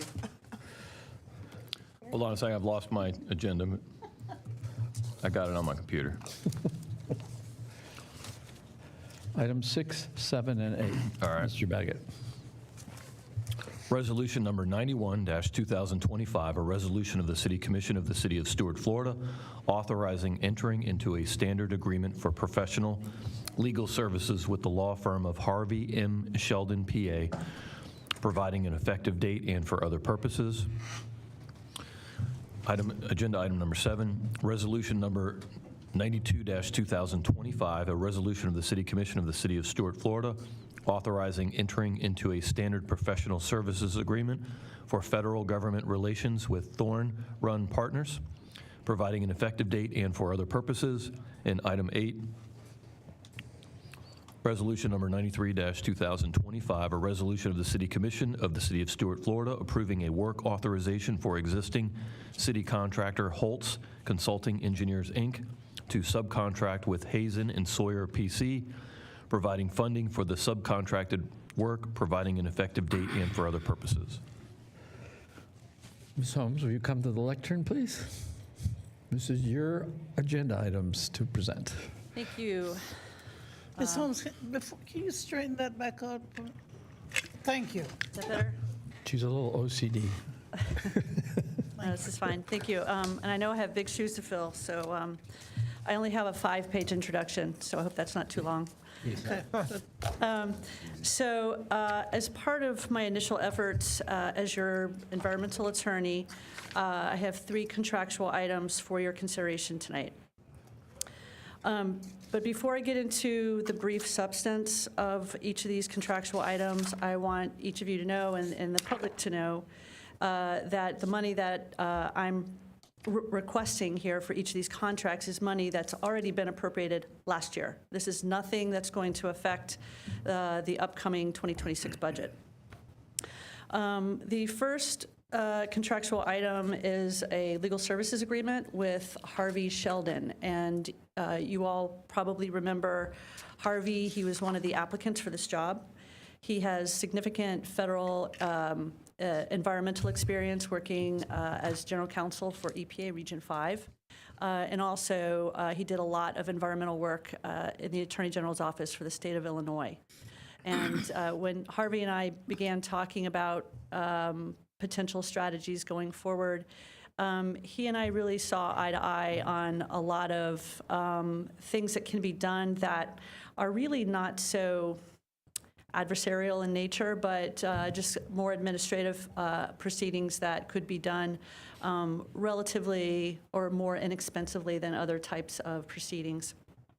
And with his federal experience and my state experience, I think that we would make a really good team together.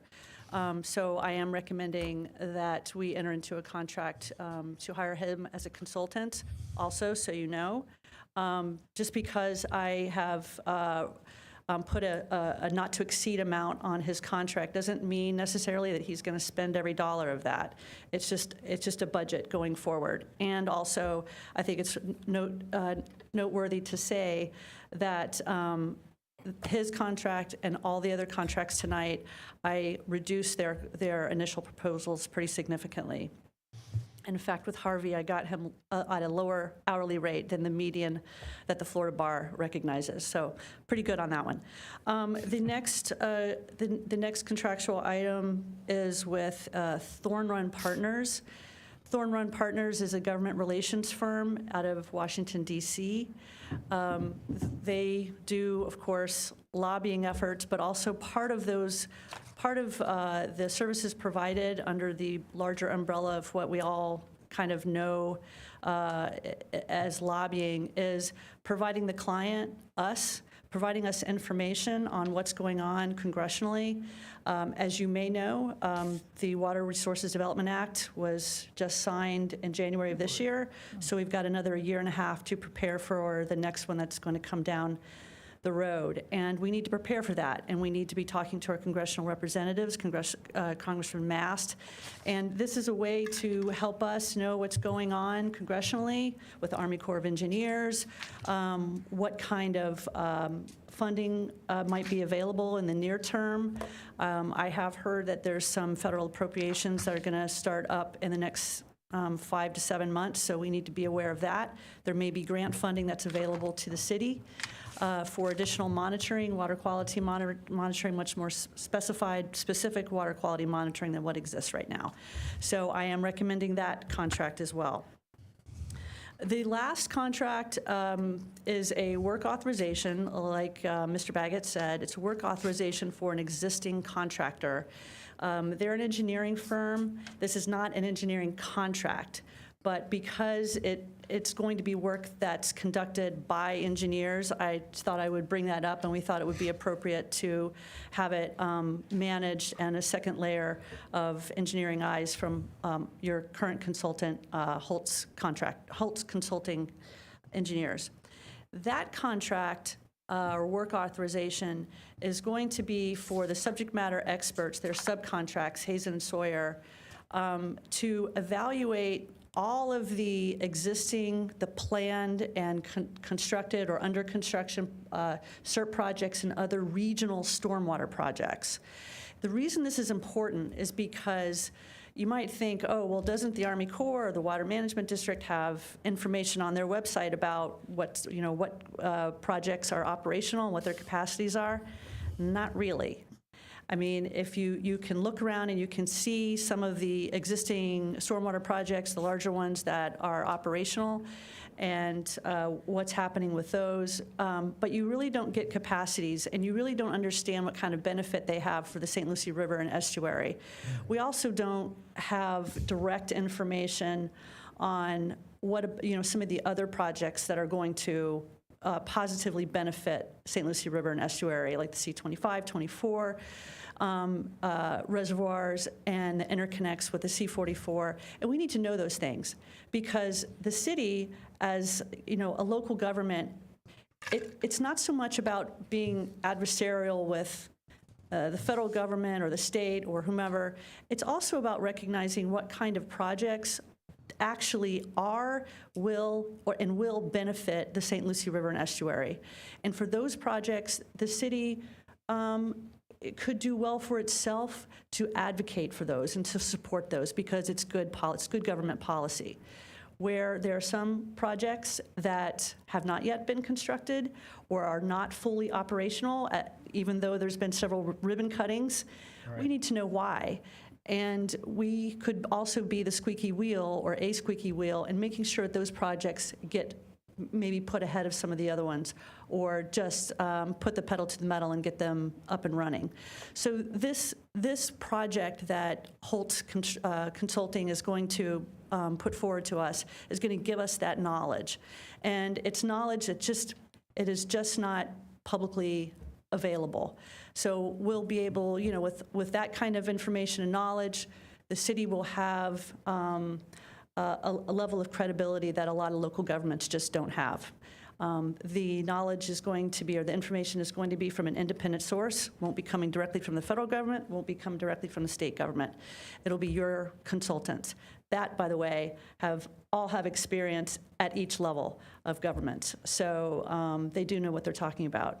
And with that, I would recommend, unless you have any questions for me, but otherwise I would recommend that you approve each of these contractual items, each of these resolutions. Okay, we have to, well, why don't we just question her about any, we're going to have to vote on each of these individual, but why don't we just go ahead and question her like any staff presentation about all of them right now? So, Mr. Vice Mayor. Okay, so in terms of Holtz Consulting and Engineers, first I would say thank you for hitting the ground running. Thank you for not just hanging out in your office, but actually trying to get some things done. In terms of the item number 8, I feel like this is hugely important, and this is a one-time expense, correct? Right. Cool. Right. So this is hugely important to have in your back pocket, and as somewhat of a roadmap, as you go forward. Item 7, if that helps you feel comfortable federally with what's going on, and gives you that info and intel, I'm all for it. That's a recurring expense, though, right? That's a recurring monthly expense, but the contract itself is a not to exceed for a 12-month period. Okay. So, But you anticipate this is ongoing, right? well, you know We'll what? see how it goes. I think it's to see how it goes. So you're signing a 12-month contract? Yes. Okay. And overall, this is going to cost how much? That number 7 or all together? 7. 7 is $36,000 for 12 months, so $3,000 a month. And then 8's going to be 80, 82? 82 plus. Where I am more reluctant is going to be Harvey. And I've talked to you about this a little bit before. We talked on the phone. But for Harvey, I would like to see where I'm like full support for 7 and 8. With Harvey, I would almost like to wait and see and or as needed more than jumping into a contract like that, even though I know you would probably fight me to the death over this. You want Harvey. But spending that, going that hard, that fast. The other 2, I feel like there's more, especially 8, I feel like it's hugely important. And 7, again, if it gives you, if that's giving you what you need. But how do I say this? In terms of Harvey, I know you want a team. But my hope is like I hired you. I want you to be the team. I understand, Vice Mayor. I completely understand, but the realities are that. And if you gotta kind of lean on them a little bit and pick, right. We have a budget for being, but like an ongoing larger contract, I feel less comfortable with. Well, I'll tell you, in support of his contract, I would say, it is not a flat fee monthly retainer like it is with Thorn Run, or it's not you're going to give me a written product in 6 to 8 months with Hazen. It is a budget, and he can, the way that we wrote the contract out is he can charge X number of hours per month. If that happens, it may not happen that way. He may not, it may not be that much.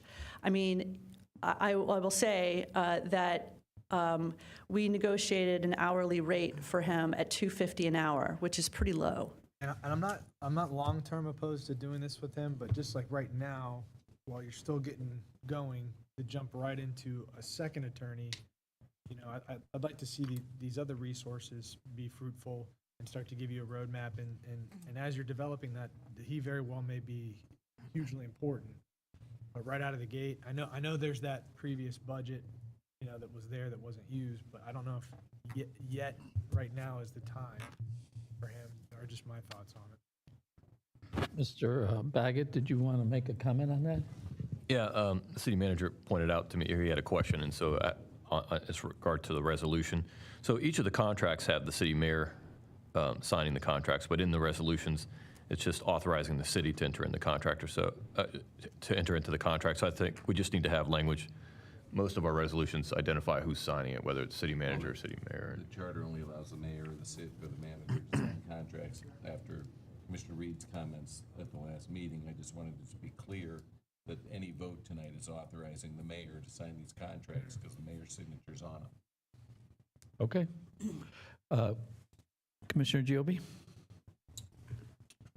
No, I think there is value in. Reed, actually. I'm sorry. I think there is value in the agreement with Harvey, and only because, I understand you want to get on the ground running, but again, it was kind of almost ad hoc. I mean, so if Attorney Holmes does not reach out to Harvey for like a month, he's not billing us as like 3 hours a month. He's billing us as per we use him. So I think it would be important to have that available, because a month down the road, she might find a need for her state abilities and his federal to make a good decision. Commissioner Reed? Yeah, my only thing would be Vice Mayor Collins, maybe we can send a letter to Martin County and Okeechobee County. Maybe they should contribute because all their residents are affected. It's not just the city of Stuart.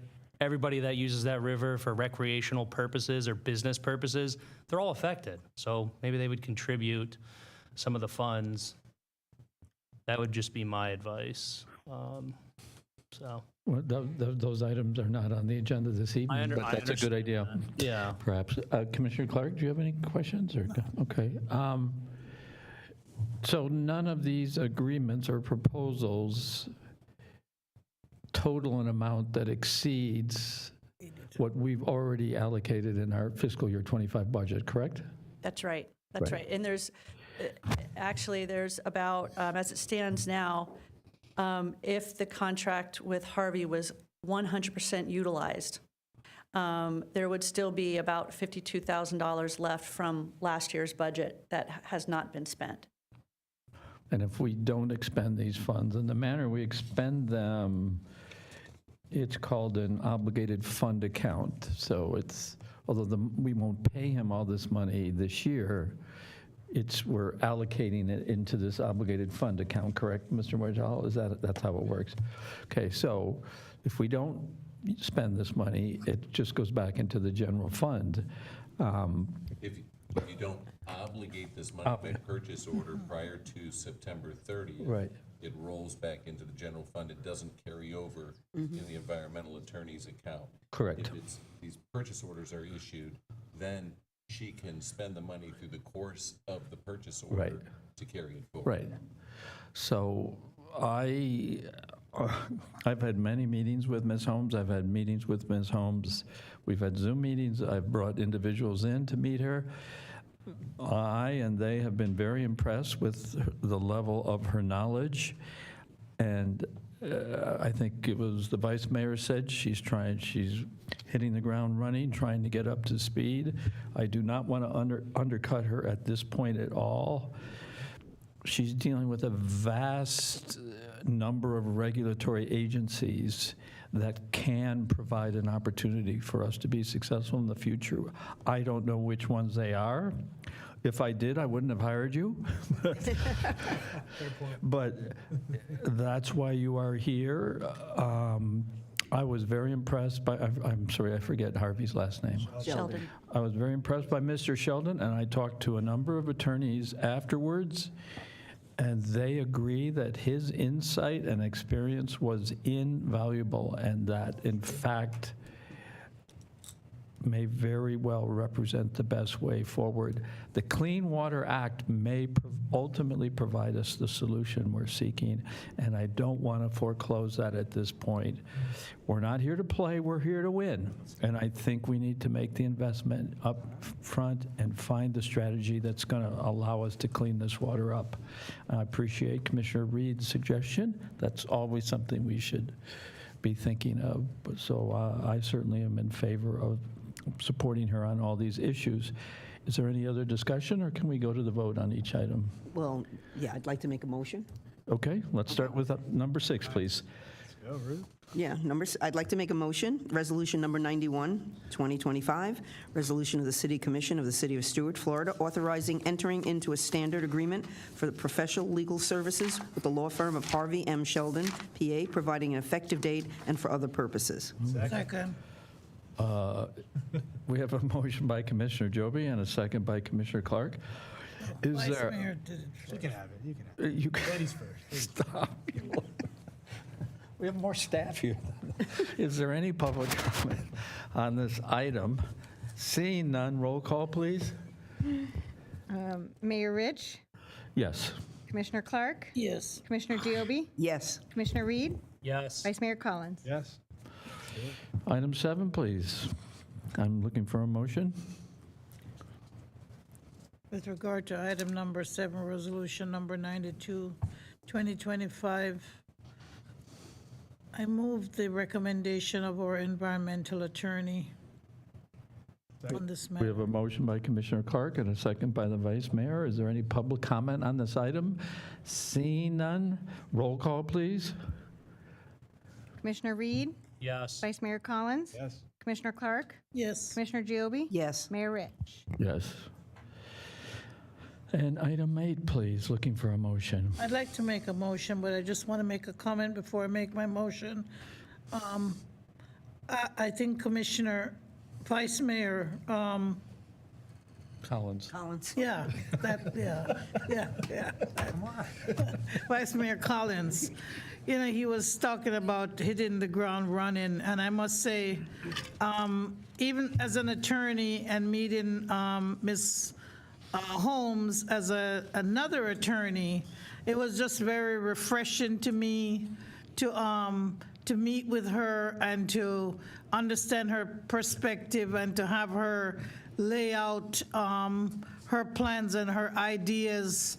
And I know that the way that she came here, you know, we've put in this position in, and it's been something that people have talked about for years. Then we finally decided to get something done in the budget, even though there's other things. But I talked to her about that. But I tell you, with that and with what she laid out to me on the work product that we would get out of, especially this item number 8, I must say that I haven't seen the work product yet, but I commend you for the thought that you put into this. And with regard to resolution number 93-2025, I move that we go with this as long as everything works out with this. You know, we have the sole source with this current contractor and then with the sub person. But I move that whatever the recommendation is and whatever our procurement procedures are, that we follow those and that we follow through on this. I'll second the We motion. have a motion by Commissioner Clark and second by Commissioner Giobi. Is there any public comment? I would just like, since Jolie is here, Jolie, there is no way you would allow her to exceed the allocation that office is provided by us, correct? I would recommend you put in a requisition tomorrow for each of these. Yeah, September 30th is I here. also, I don't believe it's a sole source contract. I didn't see that, so I just Okay. want to clarify the record that Okay, I that just wasn't- wanted to be, okay. okay, well, all right, just because we have the current And the point of consultant. that comment, Mr. Martell? No. Commissioner Clark It's- commented that it was a sole source contract that we were piggybacking, and I believe it's simply a piggybacking contract, but not a sole source. Professional services. Or Okay. professional services is different. okay, It's yeah. That's actually, fine. it's actually a work authorization Right. from an existing contractor. Or professional services. Right. Okay, fine, thank you. I take Jolie, that back. I assume you see no trouble with the structure of that. I gave her the numbers. Okay. Okay, good. Okay, roll call, please, Madam Clerk. Mayor Rich? Yes. Commissioner Reed? Yes. Vice Mayor Collins? Commissioner Giobi? Yes. Commissioner Clark? Yes. Okay, Mr. Waiting. Yeah, thanks. Thank you, Rose. Thank you very much. Thank you. And real- I seriously thank you You're for your buying. consideration of all of these. It's welcome. important You're gonna do stuff. awesome. Thank you. Thank you. Item number 9, please, Mr. Baggett, for our consideration. Resolution number 94-2025, a resolution of the City Commission of the City of Stuart, Florida, authorizing the adoption of legislative priorities for the 2026 legislative session, providing for an effective date and for other purposes. Mr. Trotsky, good evening. Good evening. Seems like we just ended up in a family reunion here with the Seacoast, and we're on a roll here, so let's continue the party. Jim Kurolski, Community Services Director, for the record. I'm here to represent Resolution 94, 2025, which is our legislative priority. Wanted to give you a little bit of a background, and our Department of Community Services has been managing some of these legislative appropriations and some of the issues that have come up for about a decade now. And as you know, Ben Hogarth is no longer with us, so I'll be representing that role now moving forward. And I did it earlier before Ben was here, and I'll continue doing it now. I wanted to also let you know that before we get to the actual request, little schedule here that we've got for the 2026 or 2028 legislative session that we've got here, 2026, I'm sorry. October the 21st is when we have our Martin County delegation. Every year we go before there. The mayor always represents the city and presents to our legislative delegation. This year, it's not going to be over at IRSC. It's going to be at the Blake Library. So that'll be at 9 o'clock in the morning.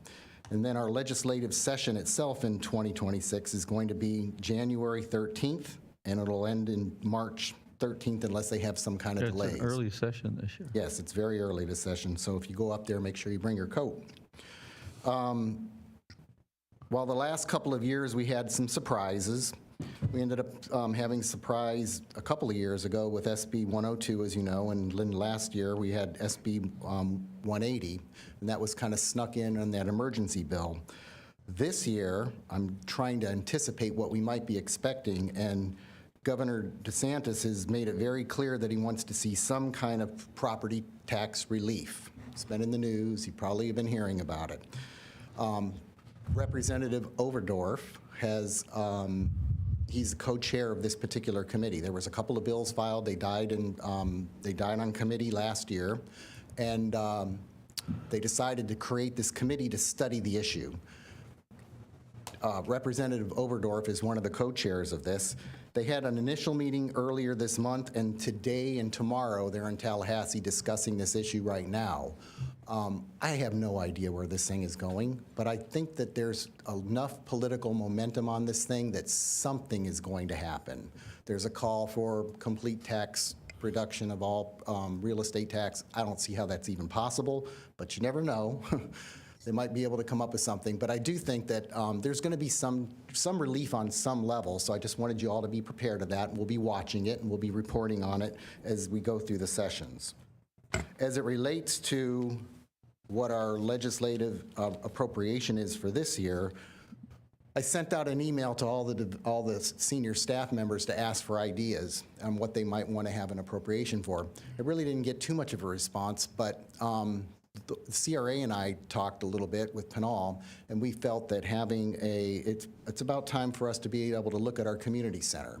So this year's request would be, potentially upon your approval, would be up to $1 million for a design build for the renovated 10th Street Community Center. The reason that we're asking this isn't necessarily specifically just for recreation.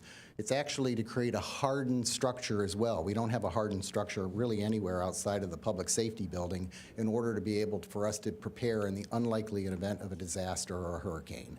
So having a hardened structure kind of double serves as both a community center for a multi-generational, intergenerational community center now that the kids are no longer there, so that we can serve a broader age group, as well as having a hardened structure for the city. So is this, this doesn't supplant the EOC? No, so it's an evacuation? For what it's worth, last year, the state focused and passed a huge hurricane relief act that included lots of grants and funding opportunities to create the ability for you to shelter in place. When the city of Stuart declares an emergency and we actually implement the EOC, there's a certain list of employees that all have to stay in the EOC.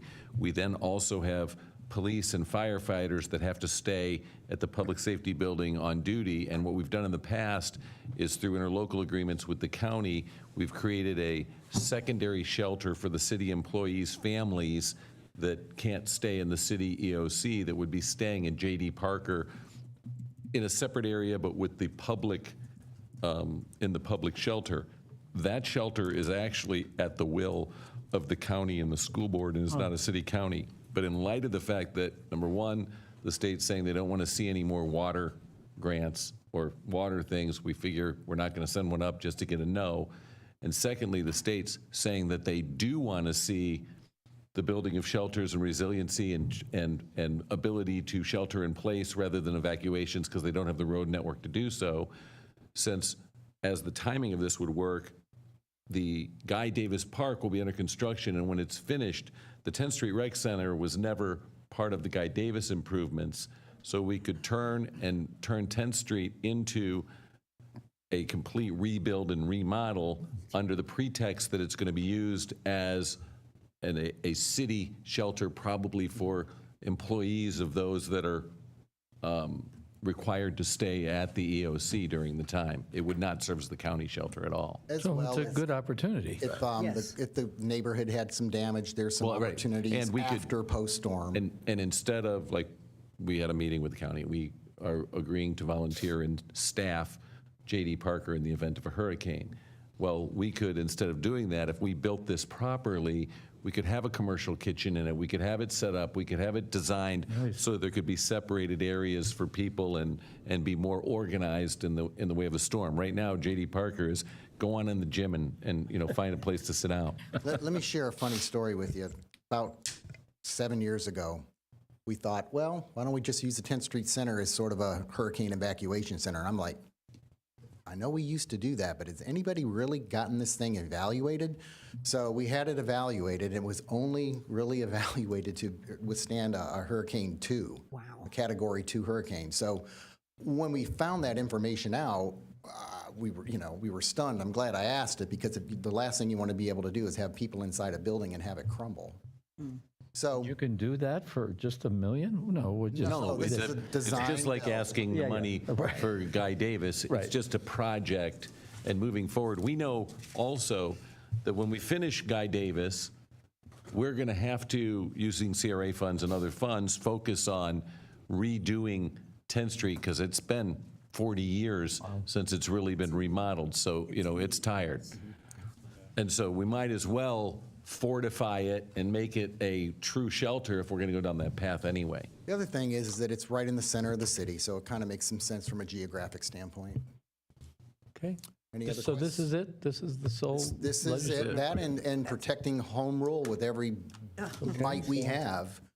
So I was just at a league meeting, and they are pursuing what they call a glitch bill on 180, which is to remove the language that's of concern to us. They feel that's the best way forward, sort of trying to give the legislators cover. Good. We're hoping they're going to claw back some of that. They have no idea, they had no idea it was going to be in there, and they have no idea how their talks are going, but nonetheless, I certainly will bring it up with our legislators. Right.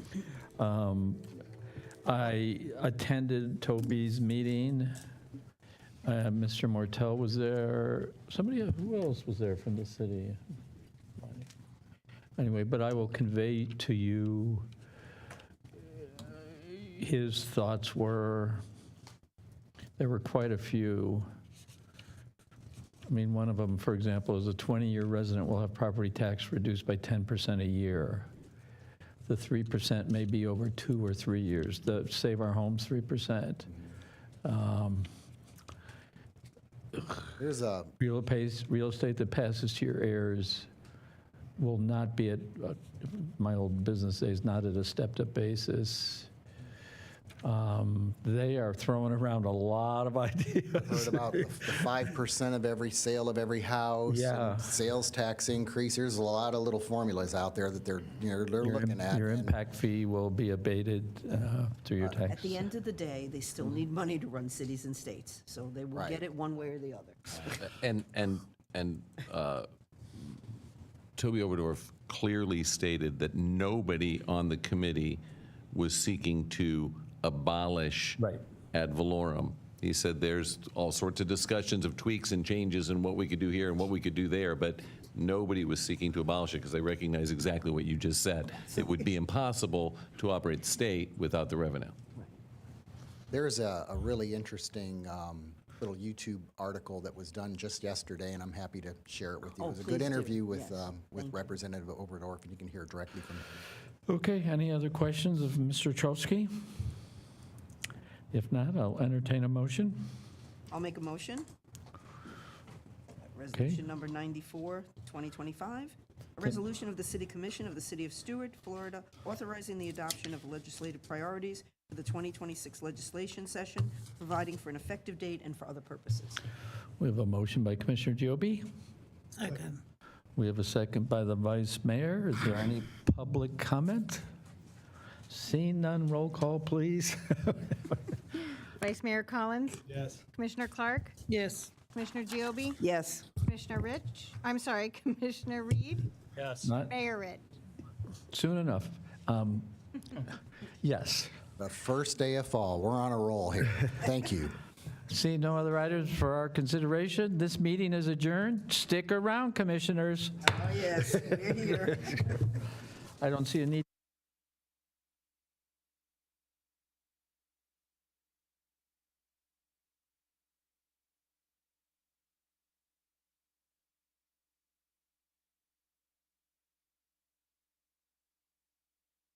Meeting of the Stuart City Yes. Are you Commission. ready? What? Okay. You ready? Yes. Okay. The 22nd of September, 2025. Okay, roll call, please. Mayor Rich? Yes, here? Vice Mayor Collins? Here. Commissioner Clark? Yes. Commissioner Giobi? Here. Commissioner Reed? Here. And for the last time tonight, Pledge of Allegiance, please stand.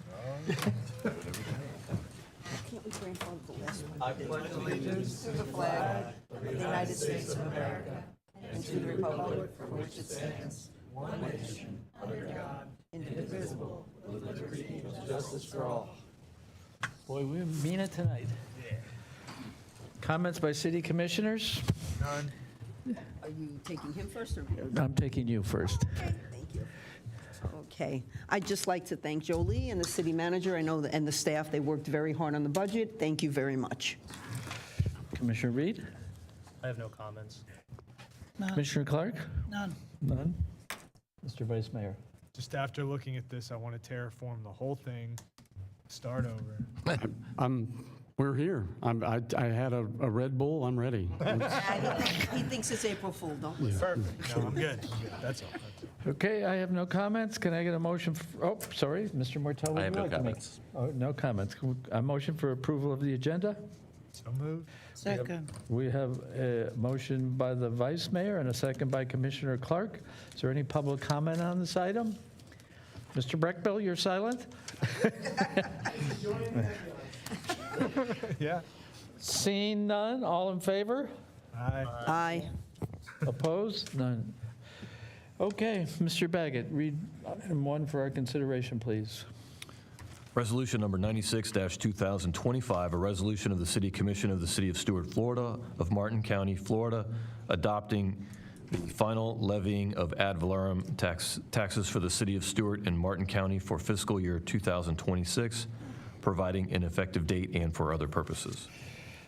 To either Mr. Martell or Mr. Baggett? I will take it from here. The purpose of this meeting is that by Florida law, 2 public hearings must be held to ultimately adopt the final millage rates and annual budget for the city of Stuart, Florida. The first or tentative hearing was held on Monday, September 8th, 2025. The purpose of tonight's second public hearing or final hearing is to hear public comments regarding the proposed millage rates and budget, amend the budget if necessary, and to adopt the final millage rate and city budget for fiscal year 2026. The final public hearing has been advertised via public notice in a newspaper of common circulation.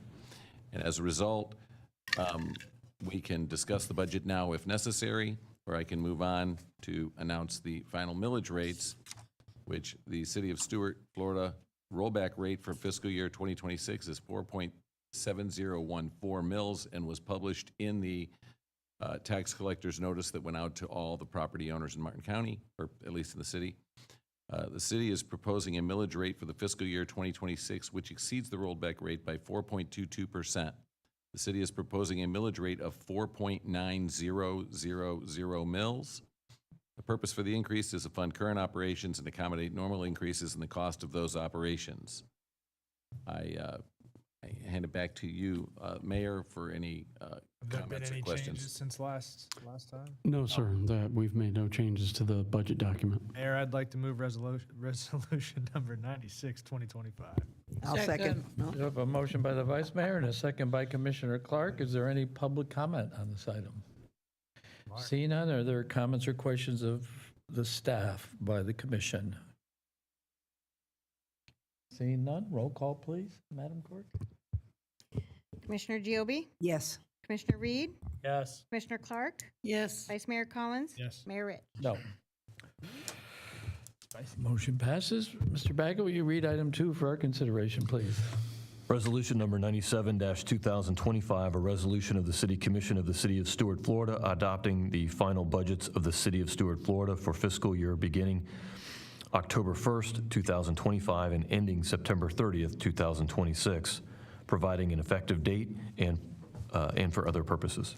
And quickly, just obviously, agenda item number 1 was to adopt the millage rate, not any actual budget. Agenda item number 2 is the adoption of the budget, and as the finance director pointed out, there's been no changes since the last meeting. Mayor, I'd like to move resolution number 97, 2025.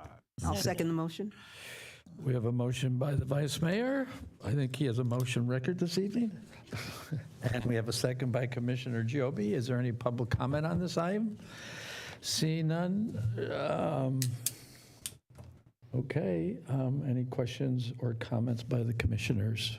Yes. Okay. I'd ask about Bryant, Miller, and Olive just for new commissioners and so on. And I know that Jody doesn't have a crystal ball, but Jolie, sorry, I'm interested thinking about Jody. I've been getting it my whole life. Go ahead. I know, but I just know that, I know we had the budget workshop, but we know we have to always think in the future.